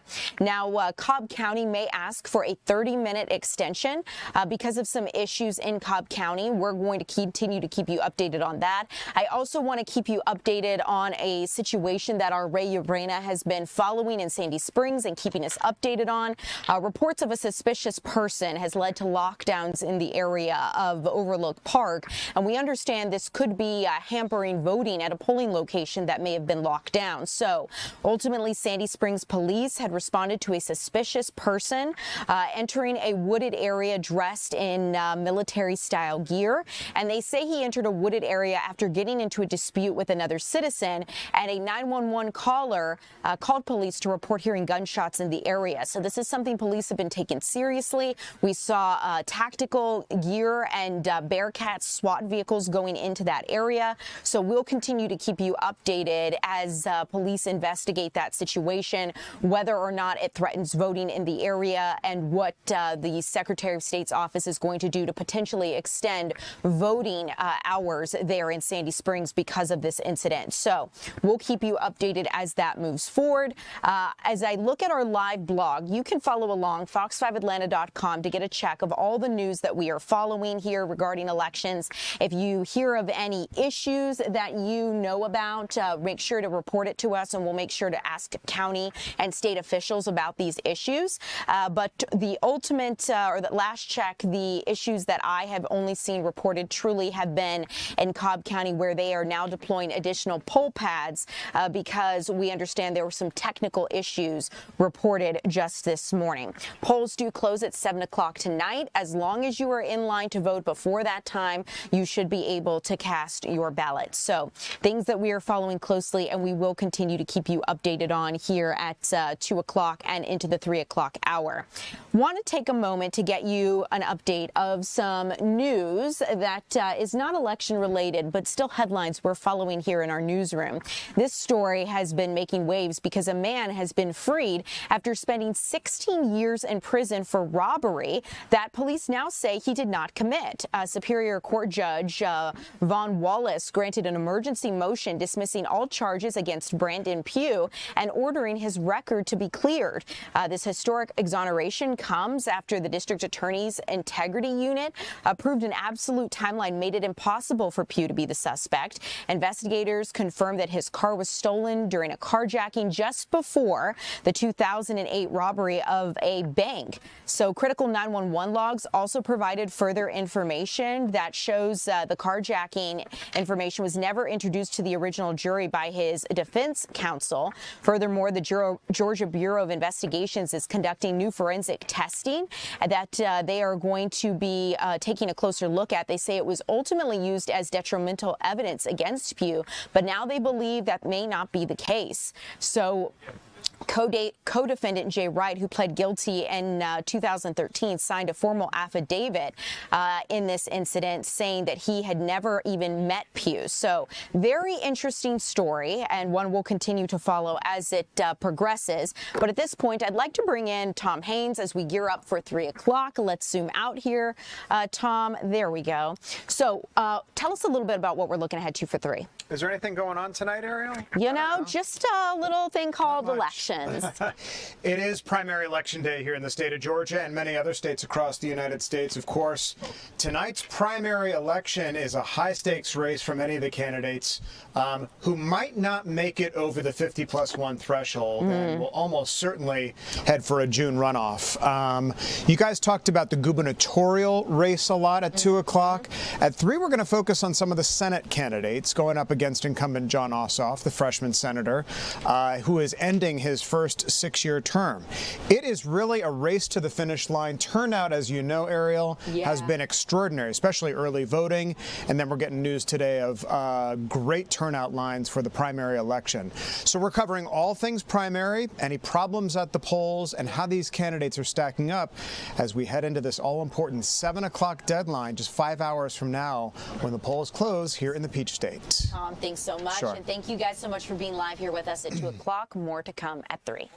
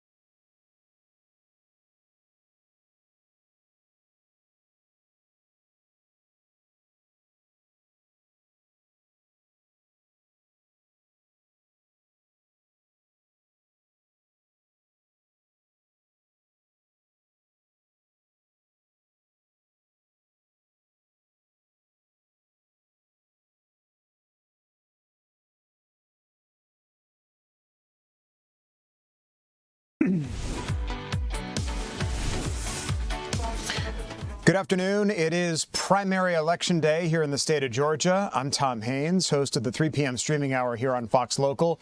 So happy you're with us this afternoon as we cover all things politics in the lead up to the closing of the polls tonight at 7 o'clock. Here at 3 this afternoon, we're going to cover a lot of the activity among the senatorial candidates, those Republicans going up against Senate candidate Jon Ossoff, who is running for re-election. But we begin this afternoon with some breaking news in Sandy Springs, where we hear there is heavy police presence in the area. Sandy Springs police responding to a suspicious person call. Our Ray Urena live on the scene. Ray, what more do we know about what's happening there?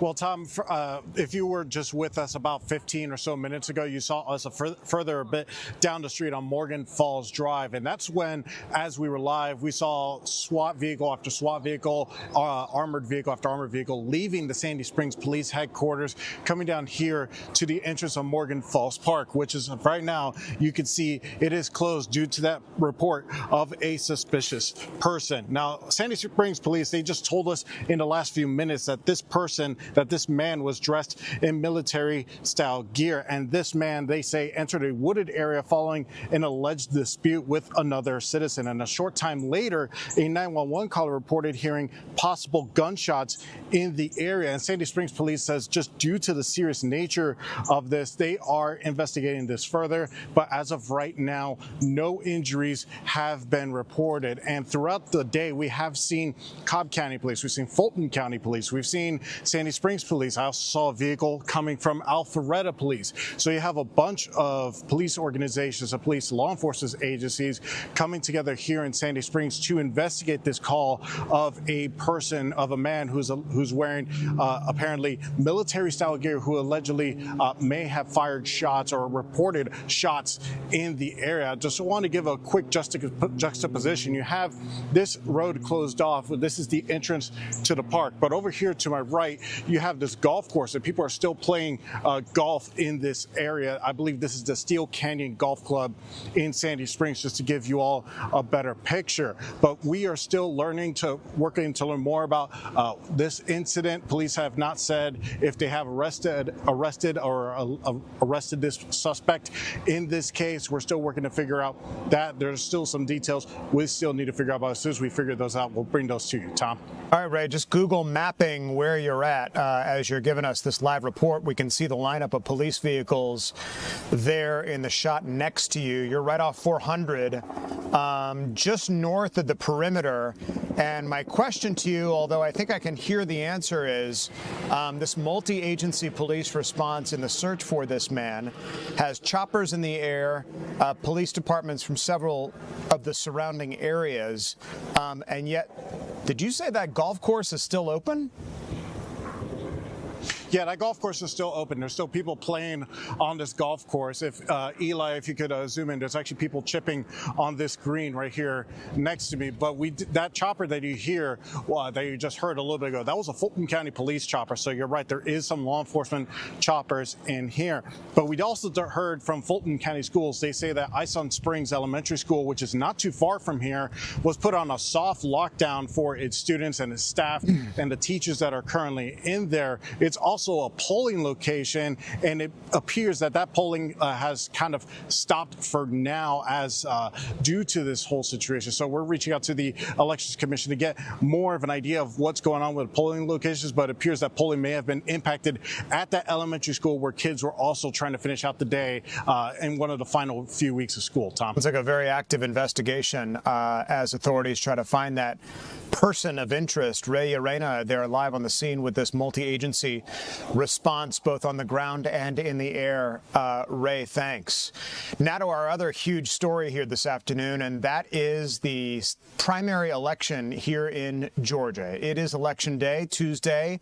People are headed to the polls, Georgia voters, voting today for the high-stakes primary, which will really sort of shape the way the midterms are going to head here in November of 2026. A lot of the candidates, both on the Republican side of the Senate race and gubernatorial candidates, are going to be headed for a runoff here in Georgia because they're not going to cross that 50+1 threshold necessary to avoid a runoff. More than 1 million voters have already cast their ballots early, with Democrats holding a significant turnout advantage headed into Election Day.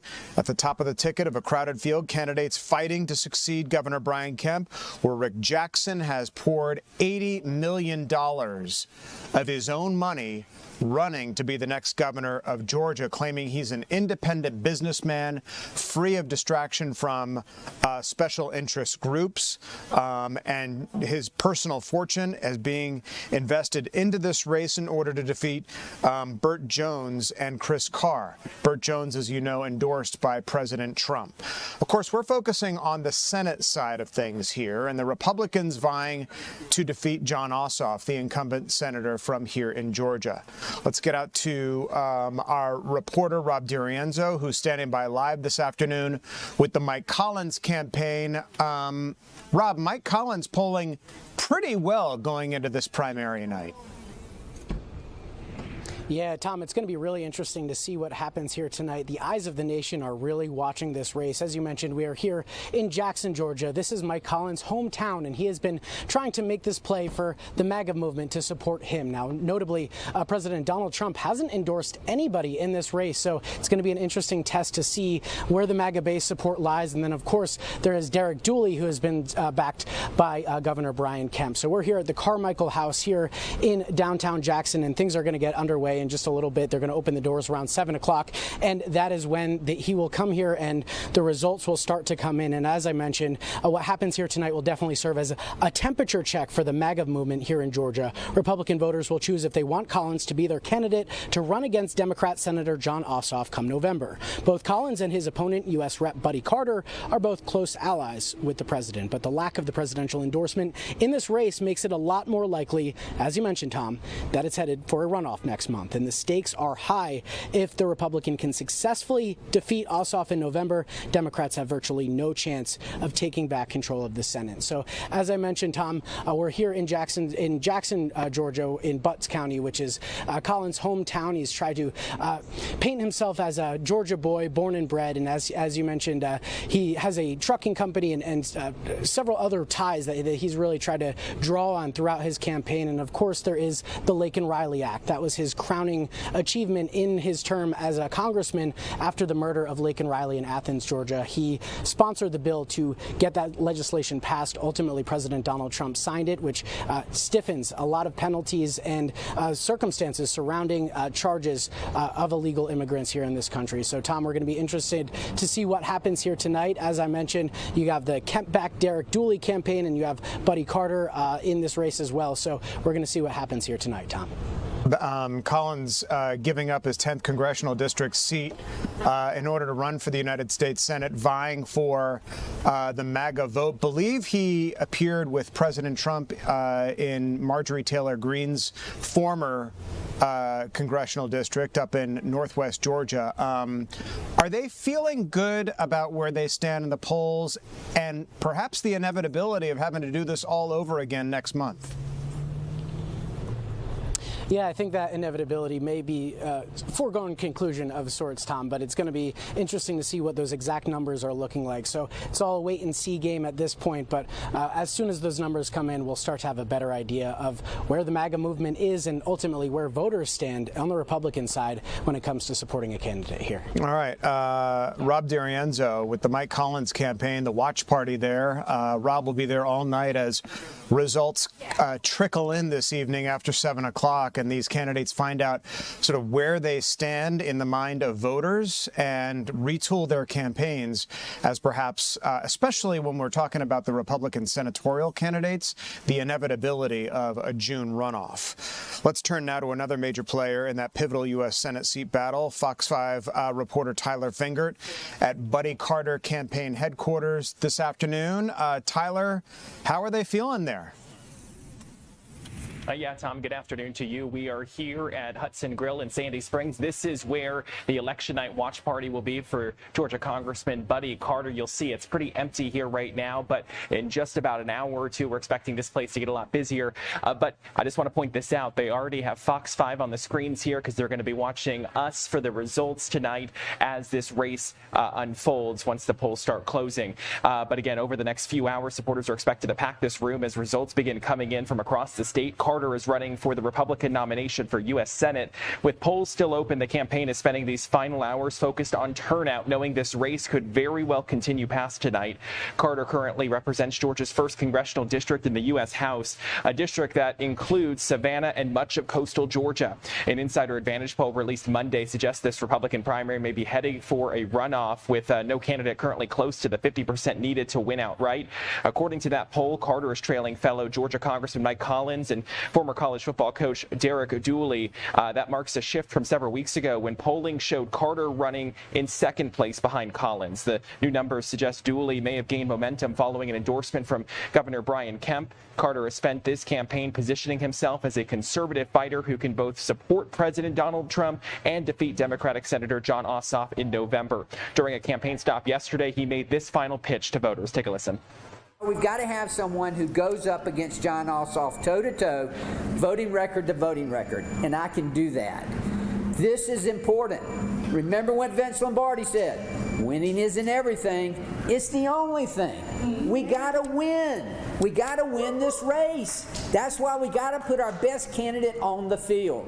We've got to put up our best candidate, one who gives us the best chance of winning, so that we can have someone who goes to Washington, D.C., represents our values in the United States Senate, someone who will help President Trump, someone who would help him deliver on the America First policies. This is very, very important, folks. That's why I'm here today. That's why I'm going across the state. That's why I'm running, to support President Trump, to represent Georgia values, and to bring about the greatest times in our country. And it does appear that this Republican nomination for U.S. Senate is going to be heading towards that runoff, as we've seen with the latest polling data coming in. And Georgia Congressman Carter is certainly hoping that he is going to be in that runoff, Tom. Like a Carter, that Carter is definitely, and Mike Collins at the top of the that polling, and which sort of lends itself to the next question, and that is Jon Ossoff's campaign is seemingly flush with cash. You know, the strategy among these two candidates headed into a potential runoff will be, how do we conserve cash so that after June, either one of those men or whomever comes out on top can go head to head with Ossoff. I mean, yeah, that's exactly right. Knowing that you have tonight with the primary election, then a possible runoff in just a matter of weeks, and then obviously the November election, you know that once you get that Republican nomination, you would assume that you're going to start seeing more donations pour in once Republicans know who the exact nominee is going to be. But yeah, certainly you have to conserve cash right now, as there are multiple candidates in the field. All right, Tyler Fingert with the Buddy Carter Watch Party this afternoon. Tyler, we'll keep checking back with you as results roll in tonight. Thanks. Finally, let's round out our coverage of the GOP Senate revolving door of candidates, if you will, because there are a lot of them on the Republican side. Tara Jabbour live at Derek Dooley headquarters tonight, a man who has the endorsement, Tara, of our own Governor Brian Kemp. That should put some wind in his sails, but it doesn't really look like any of these Senate candidates are going to cross that 50+1 threshold tonight. How's the Dooley campaign feeling? Yeah, Tom, that's right. Derek Dooley's watch party begins here at the Battery in just a few hours. Of course, he is backed by the governor, which has given him a lot of support. Just yesterday, they held an event together talking about their plan if he does become the next U.S. Senator. Now, Dooley says that he loves Georgia, and he's really spent the last 8 weeks listening to the voters here in Georgia. He says if he becomes U.S. Senator, then that will be his main drive, the people of Georgia. Now, Dooley says his campaign is centered around his Georgia First contract, which is his promise to the people of Georgia. That contract is built around 5 topics, including not taking pay during a government shutdown and staying accountable to the voters. He says if he does become senator, he'll have 10 town halls, so he never loses touch with the voters. Just yesterday, Dooley held an event with Governor Brian Kemp as a last-minute push to get people to the polls. Let's take a listen. Is, of course, Georgia first. I'm always going to be loyal to the people of Georgia first. I'm not up there yet. It's not about me. I mean, I came from a profession where it wasn't about me. I'm not up there to chase headlines or a long political career. I'm up there to deliver results for you. The second thing is, if I'm honored to get elected, I'm only going to serve 2 terms, and I'm going to fight every day for term limits. Yeah. Most important thing we can do. Like the governor mentioned, I'm not going to trade stocks or crypto. It's time we ban that nonsense. Now, Dooley, of course, was a former football coach, and he really does pride himself on being a political outsider. That's something we've heard him say a lot over the last couple of months. Tom? All right, you can bet that we'll definitely see, perhaps, I said definitely and perhaps in the same sentence, an appearance tonight from the governor at the Dooley campaign watch party as we start to get results and they start to settle after 7 o'clock tonight. Tara, we know you'll be watching there as well. Appreciate it very much. Shifting gears here now to breaking news in San Diego, and it's a story that unfolded right here during the 3 p.m. streaming hour on Fox Local. Investigators are searching for a motive tonight after that deadly shooting at a San Diego mosque. Police are treating the attack on the Islamic Center of San Diego as a hate crime.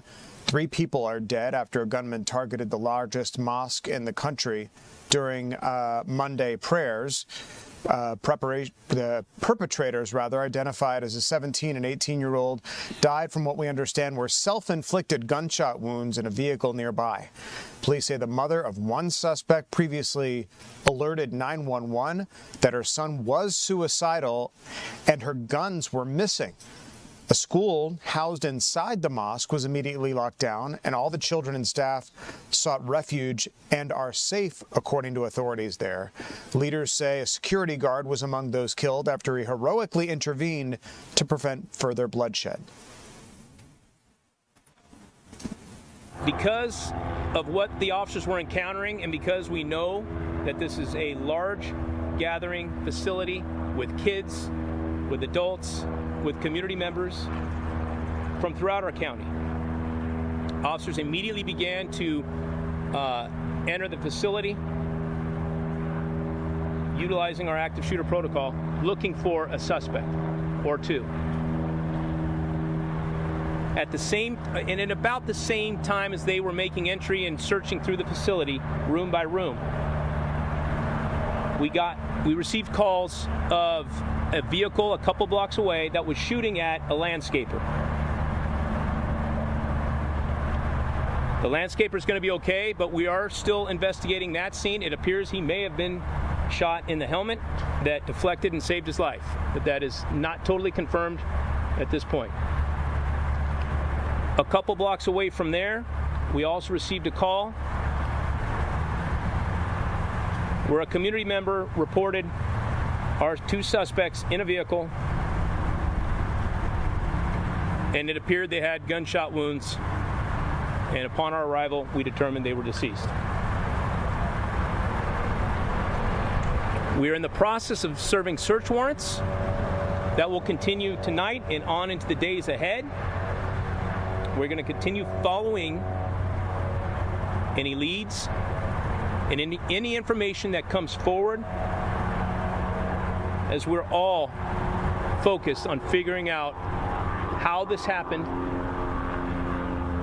and what could we have done to prevent it. Harrowing details from the San Diego Police Department. The attack comes as Jewish leaders lobby lawmakers in Washington this week for increased federal security funding at houses of worship like that mosque in San Diego. We're getting some positive news out of the United States Senate as Senate Majority Leader John Thune is expressing cautious optimism tonight that Republicans can pass an immigration reform bill. The party line reconciliation measure faces a tight timeline on Capitol Hill this week, we understand. The 2 agencies were left out of recent funding, following record-breaking government shutdown. Democrats remain unified in opposition, demanding significant reforms to immigration enforcement policies. To slow down the process, Democrats are introducing numerous amendments targeting the use of warrants and agent tactics. Republicans also face internal rebellion over detailed border security line items across this bill, so it doesn't come without its hang-ups. Homeland Security Secretary Mark Wayne Mullen is pleading with Congress to act, warning that employee morale has been crushed due to the recent government shutdowns. President Trump has set a deadline of June 1st to have the immigration reconciliation bill ready for his signature. So we'll continue to follow events out of Washington, D.C. as it relates to the passing or not of that legislation. When we come back on this primary election day, we're going to talk about the weather outside and if it will continue to cooperate throughout the evening as we reach the 7 p.m. hour when polls close across the area, and then what the rest of the work week looks like as it continues to unfold. We'll be right back.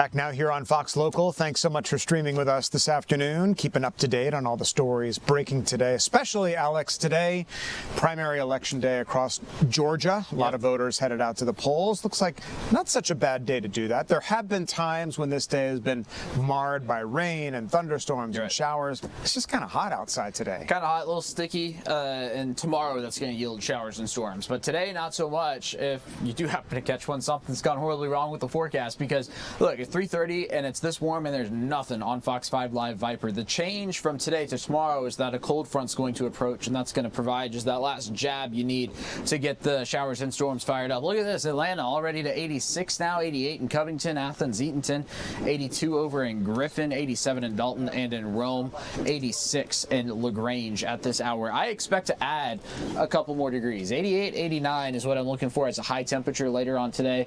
And then into the evening tonight as Tom's up here hand counting each individual vote. Each ballot. Each one.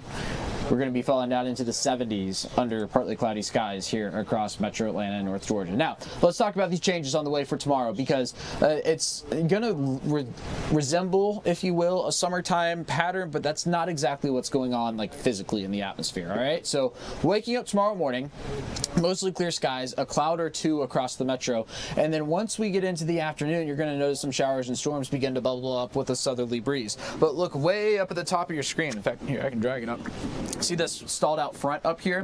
That's going to be kind of that extra jab in the fire, if you will, and getting some of this activity going here into the afternoon. So continue to play this forward. Scattered showers and storms for Wednesday, and then that front remains in the neighborhood for Thursday. There we are at the noon hour, already getting some activity fired up here in metro Atlanta, and then play this forward into the late afternoon, and there you go with some heavier showers, particularly north of I-20. So we are going to enter an unsettled pattern. That's going to bring down temperatures a bit, 88, 89, 87, 85, right? So not drastically, but in a couple of degrees. And then as we look at that, compared to the rain chances, that's as they're coming up. 40, 50, 60, 50, 60, 60%. Now you're looking at all that going, all right, well, this is good news. The drought situation, well, it's not bad news, but it's not great news because what we really need to solve this is a nice soaking rain. Over the next 7 days, that's not what we have on the horizon. Instead, we're looking at scattered showers and storms each afternoon, not guaranteed to see rain each day, nor are any of these days a washout. I think that's the other key here, right? You're looking at Memorial Day weekend going, uh-oh, 50, 60, 60% chance of rain.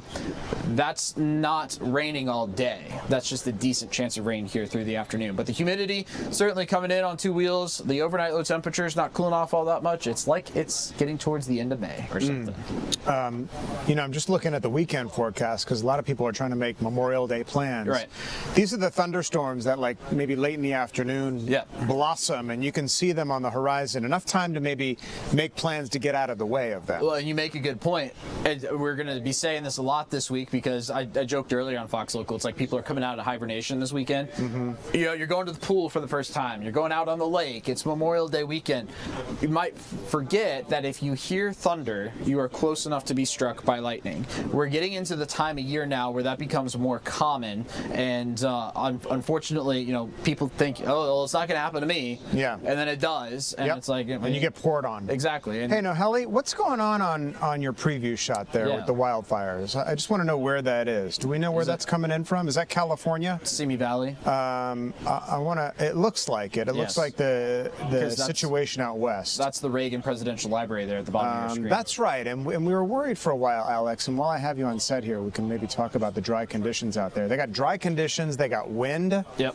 I guess they call them the Santa Ana winds that are blowing out there. Named Reagan after the mountain range. Presidential Library, not too far away, kind of just north and east of Los Angeles. Yes. Where all this is happening, and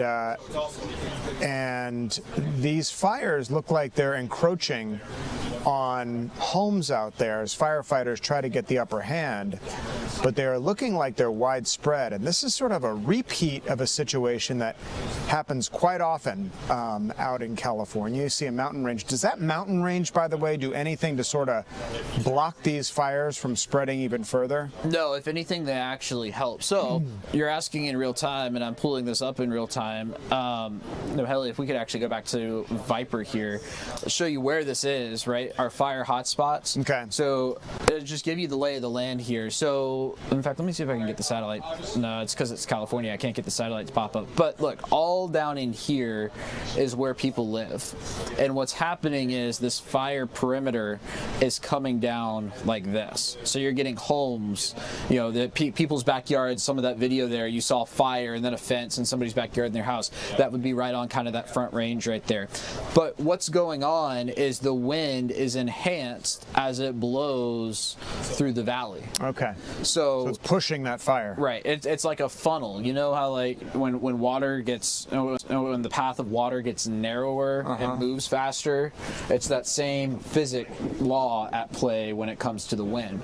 So also want to note real quick, just because I know it off the top of my head, you have a road out of Simi Valley that runs kind of like that, and the Reagan Presidential Library is like right here. Okay, so very, very close to where that fire is happening. I believe we have live pictures, Noheli, on Net 21, if you want to pull those up real quick. And I know it's hard to bring in, but just so we can see a live look at what's happening out there as these fires burn, Alex. I guess the question then is there a chance of any rain rolling in here that can help? I mean, just look at the span and the scope of what's happening. Now, Southern Californians are no stranger to fires. It's like hurricanes rolling into South Florida. Right. They're oftentimes good at handling the situation, getting people out of the way of the flames. But is there going to be any help from Mother Nature to get these flames and the situation under control? Unfortunately, I don't think so. The only thing that would be beneficial is to get the wind to stop, right? I don't know if you can consider that a help. But, Tom, I'm just looking at these images. It looks a lot better than it did this morning. This morning we were seeing flames from the helicopter. Now we're seeing smoke. But look at the charred land, right? All of that is fire scarred now. And if they zoom back out, which I'm hoping they will here in a second, you're going to notice neighborhoods right there at the bottom of your screen. So I'm thinking off the top of my head here, we are likely looking northwest, I think, northwest based on where those neighborhoods were. And what I'm not seeing, you see down there bottom right? Yeah. I'm not seeing active fire right up against those houses, but I mean, look how close it came, right? That's a fire scar right behind the tree line, and then those houses right there are still fine. Scary. Also there on the left side of your screen, you can just very barely see a neighborhood right there. So yeah, it's something we're going to be talking about probably for a couple of days in Southern California. All right, Alex, thanks for that analysis. As we take a look at live pictures, want to move from the wildfire situation to entertainment news and an entertainment giant being sued. We're talking about Disney for allegedly violating privacy and consumer protection laws. Disney facing a lawsuit over its use of facial recognition technology at its theme parks.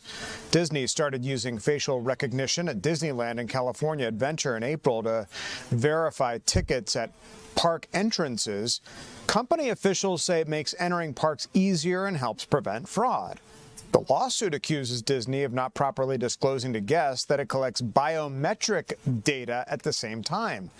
According to Disney, its privacy policy says the data is disposed within 30 days unless needed for legal purposes. However, the lawsuit claims that this is false, saying guests have their photos taken and compared with previous tickets or passes.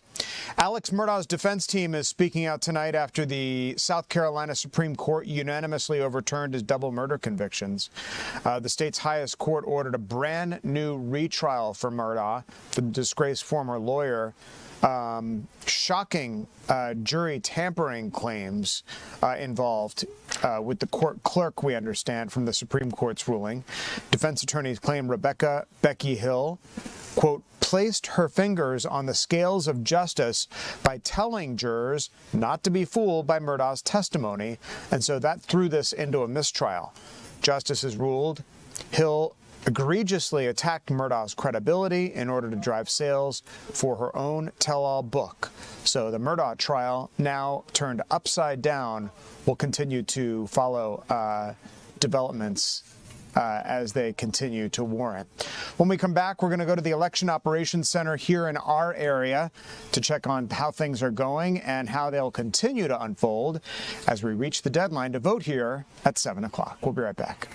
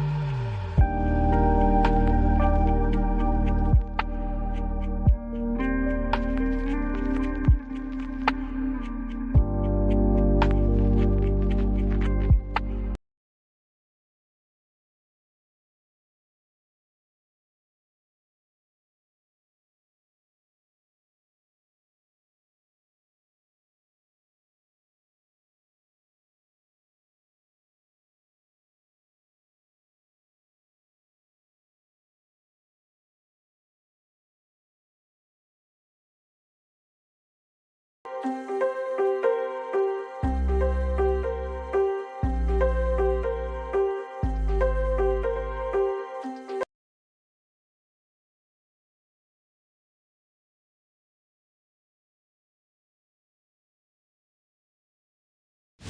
fine. If you need to do a live, Welcome back to the 3 p.m. streaming hour here on Fox Local. I'm your host, Tom Haines, live in the Fox 5 Atlanta newsroom, monitoring all things on this primary election day. We're monitoring voters turning out the polls, the early voting that's already come in, and some issues happening at polling places like up in Cobb County. Let's get to Maria Guzman, who's standing by at one polling place. Maria, tell us how it's gone where you are.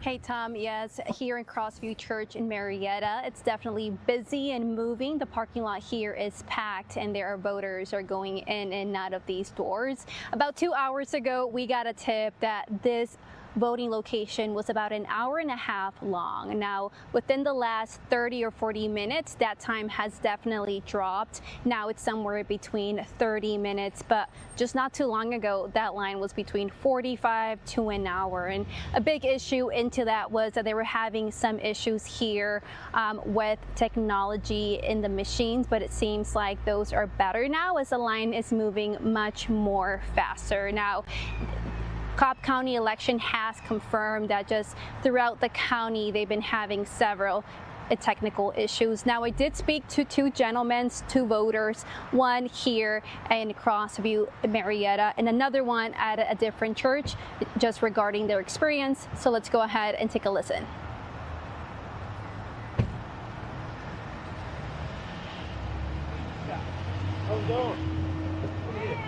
Well, it didn't go too bad. My son left me, so I'm sure he was here a lot longer than I was. It took about 55 minutes. 55 minutes. Did Yes. you experience any issues inside? Well, when we first got here, it was on the one machine working, and I waited about 20 minutes or so. Then they opened up all the machines, and after that, the line was moving pretty good. Regarding those issues, did you kind of expect, there was going to be lines, more people? No, I didn't expect it, but you never know. So you got to prepare for the worst, hope for the best. Exactly. And then just last question, what really motivated you to come here and take time out of your day to make sure that you voted? Well, the way things going now, I don't like the way things is now. Things is not good for the country. Everywhere, with the price of fuel and the wars going on, we headed the wrong direction. Yeah, as a Cobb County resident, what would you say is the most important for you regarding concerns? I would say that jobs and price of fuel and the cost of living, everything's high.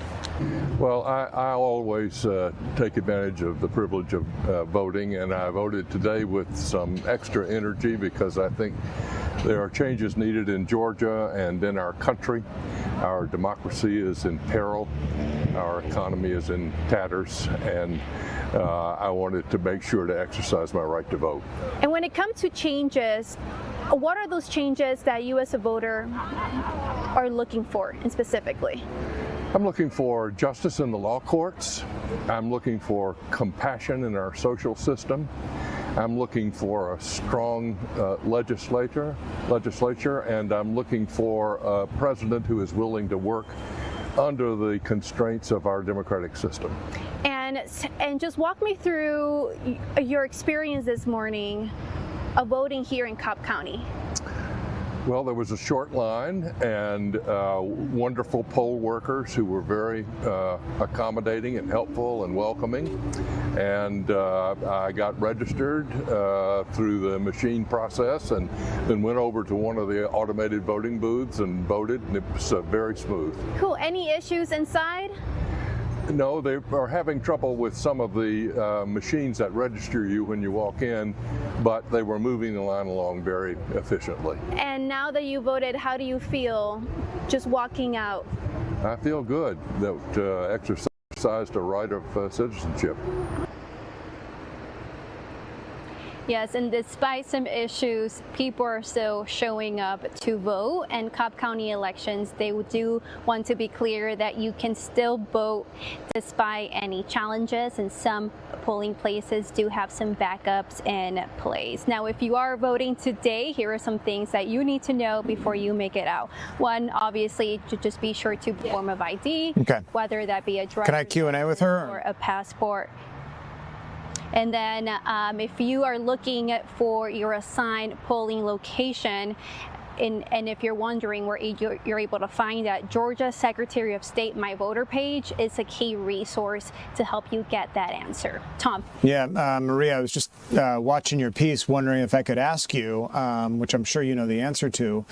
The traffic behind you doesn't look as bad as that gentleman that you spoke to earlier in the afternoon, saying that he waited upwards of an hour to go in there and vote. Looks like things are flowing pretty well up there in Cobb County. Yeah, so this actually just happened.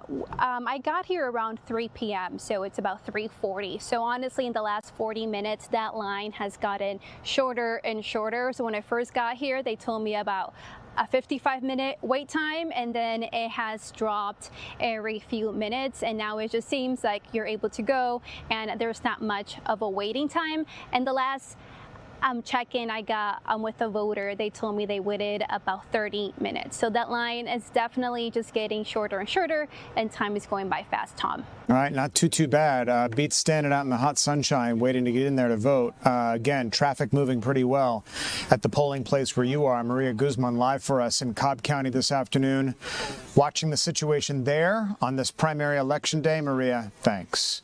When we come back, a big ruling from a judge in that court order that allowed poll watchers and state observers into the central election night reporting room in Fulton County. We just got it, and we're going to tell you more about it on the other side of this break. Stay with us.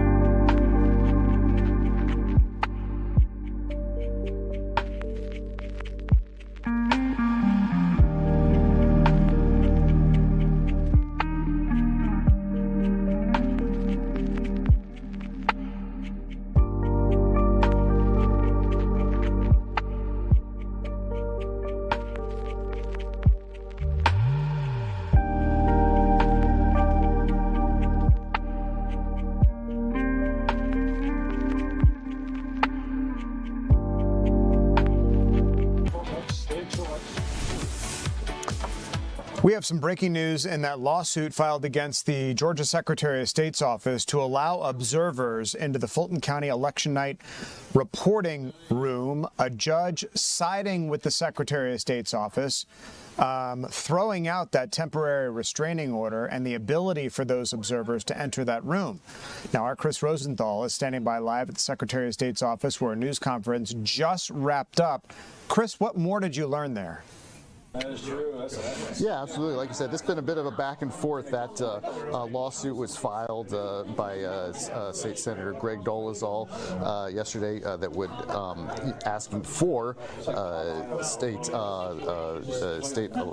elections members and poll watchers to be able to come in and come into the state operations center and look at the proceedings, look at the ballot counting. Now, Judge Glanville, Fulton County Judge Glanville, granted that temporary restraining order earlier this morning, and now this afternoon he has since basically voided that order. So now no poll watchers would be allowed to come here and watch what's going on here. The Secretary of State's office saying, this is not where the tabulations are going on. That happens locally. That happens in the precincts. This is just where that data comes, and that data that is collected.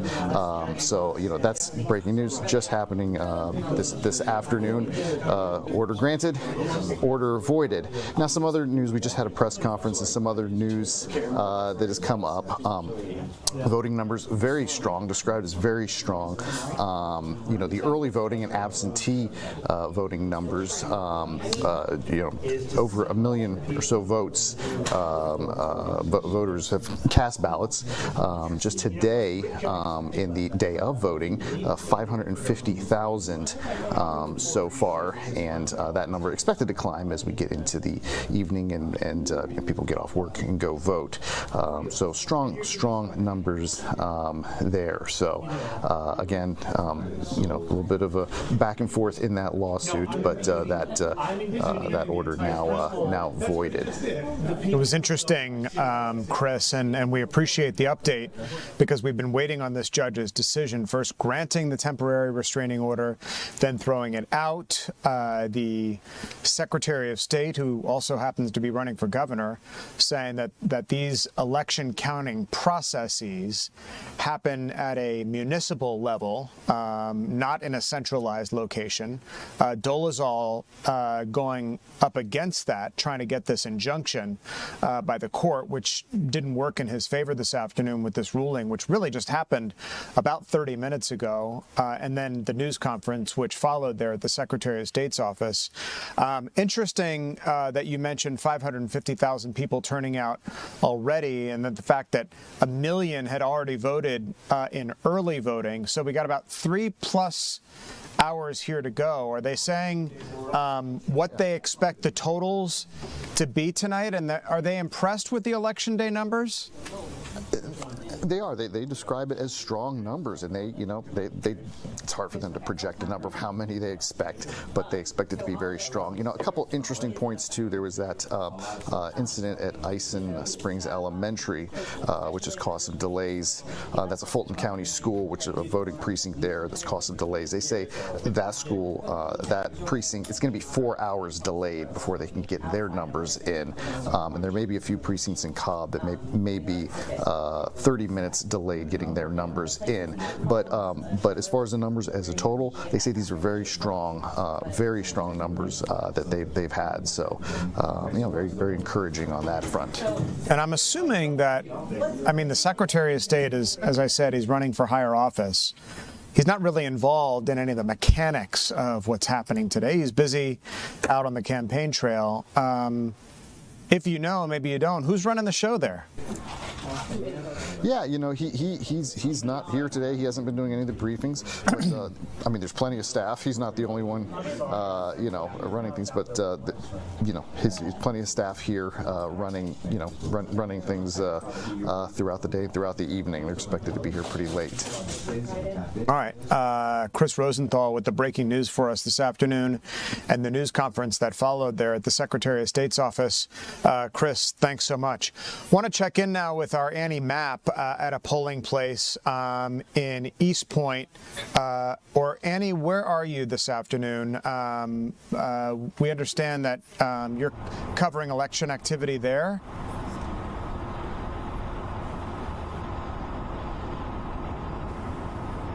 Hi, Tom. I am in East Point. We're at the Camp Creek Marketplace where we're actually covering the disappearance of 20-year-old Derek Samuel, who first went missing on April 29th. You know, East Point police has been desperately looking for him. We also spoke to his family. They are now offering a $5,000 reward for anyone with information that can lead police to, again, locate him. Officers over the weekend searched a wooded area here not too far from the Camp Creek Marketplace. As they say, that is where his phone last pinged. As of now, police aren't sure if someone turned that phone off or if Samuel turned the phone off himself, but those are all things that they are looking to investigate. His family tells me it is very rare for Derek to go so long without talking to any of them, especially his twin sister, who he has a very close bond to and who he has always spoken to on a daily basis. Take a listen at what his grandmother and what police said. No, God is almighty, so anything is possible. But we just want to bring him, we just want to bring him home and bring closure to this for all of us. The number one priority for us right now. We're putting it to the forefront in order to try and locate him. Yeah, and police say time is of the essence in this case. Again, Derek has been missing since April 29th. It was two friends who apparently came to this Target store at Camp Creek Marketplace with Derek that night when he disappeared, and then they reported him missing to police, and he hasn't been seen since.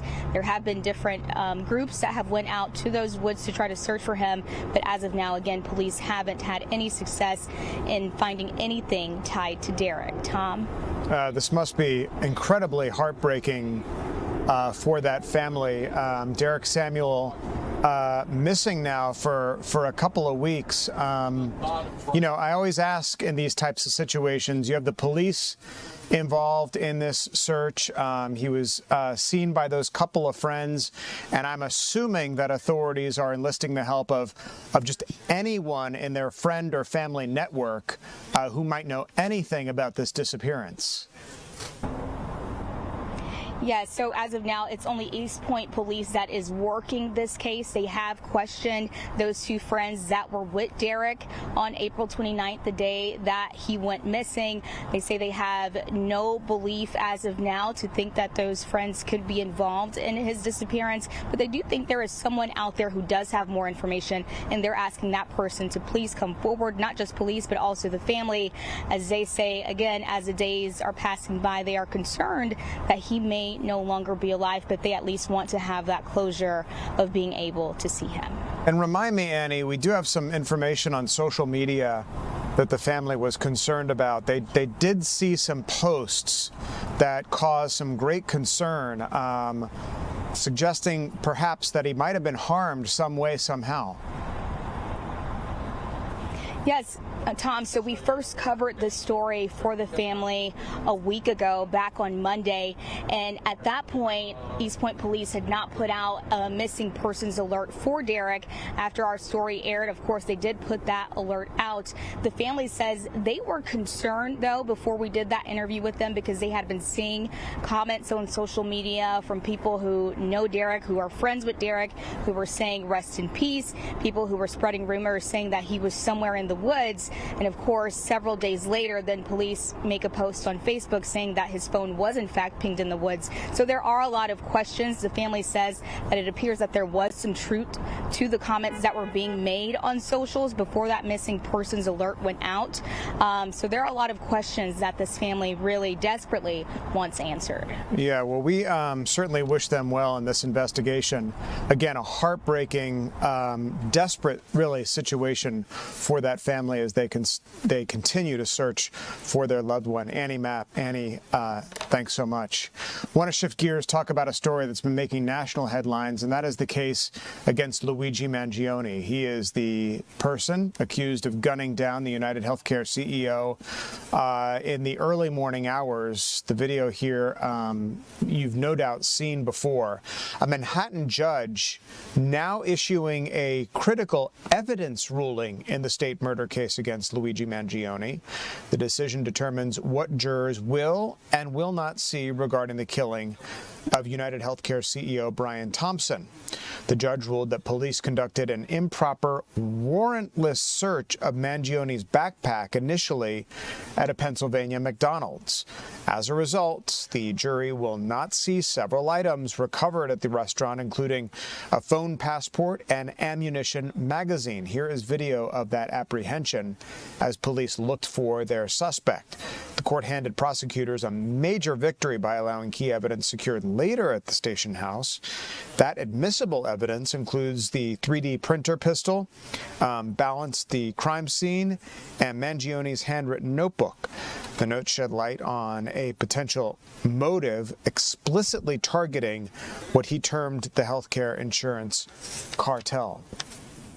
Let's talk about the president's approval ratings. Not great as we head into the midterm elections, particularly on this primary election day here in the state of Georgia. The president of the United States approval ratings down around the 38% level. Nearly 2/3 of pollers overall disagree with his decision to go to war with Iran. He was rated the worst on the topic of the cost of living. 69% of those polled are unhappy with his handling of it. And 44% of pollers say that Trump's policies negatively impacted them personally. He is doing well with his handling of immigration issues, however. That is going to do it here for the 3 p.m. streaming hour on Fox Local. We're going to continue to follow the midterm elections and election primary night here in Georgia very closely right now.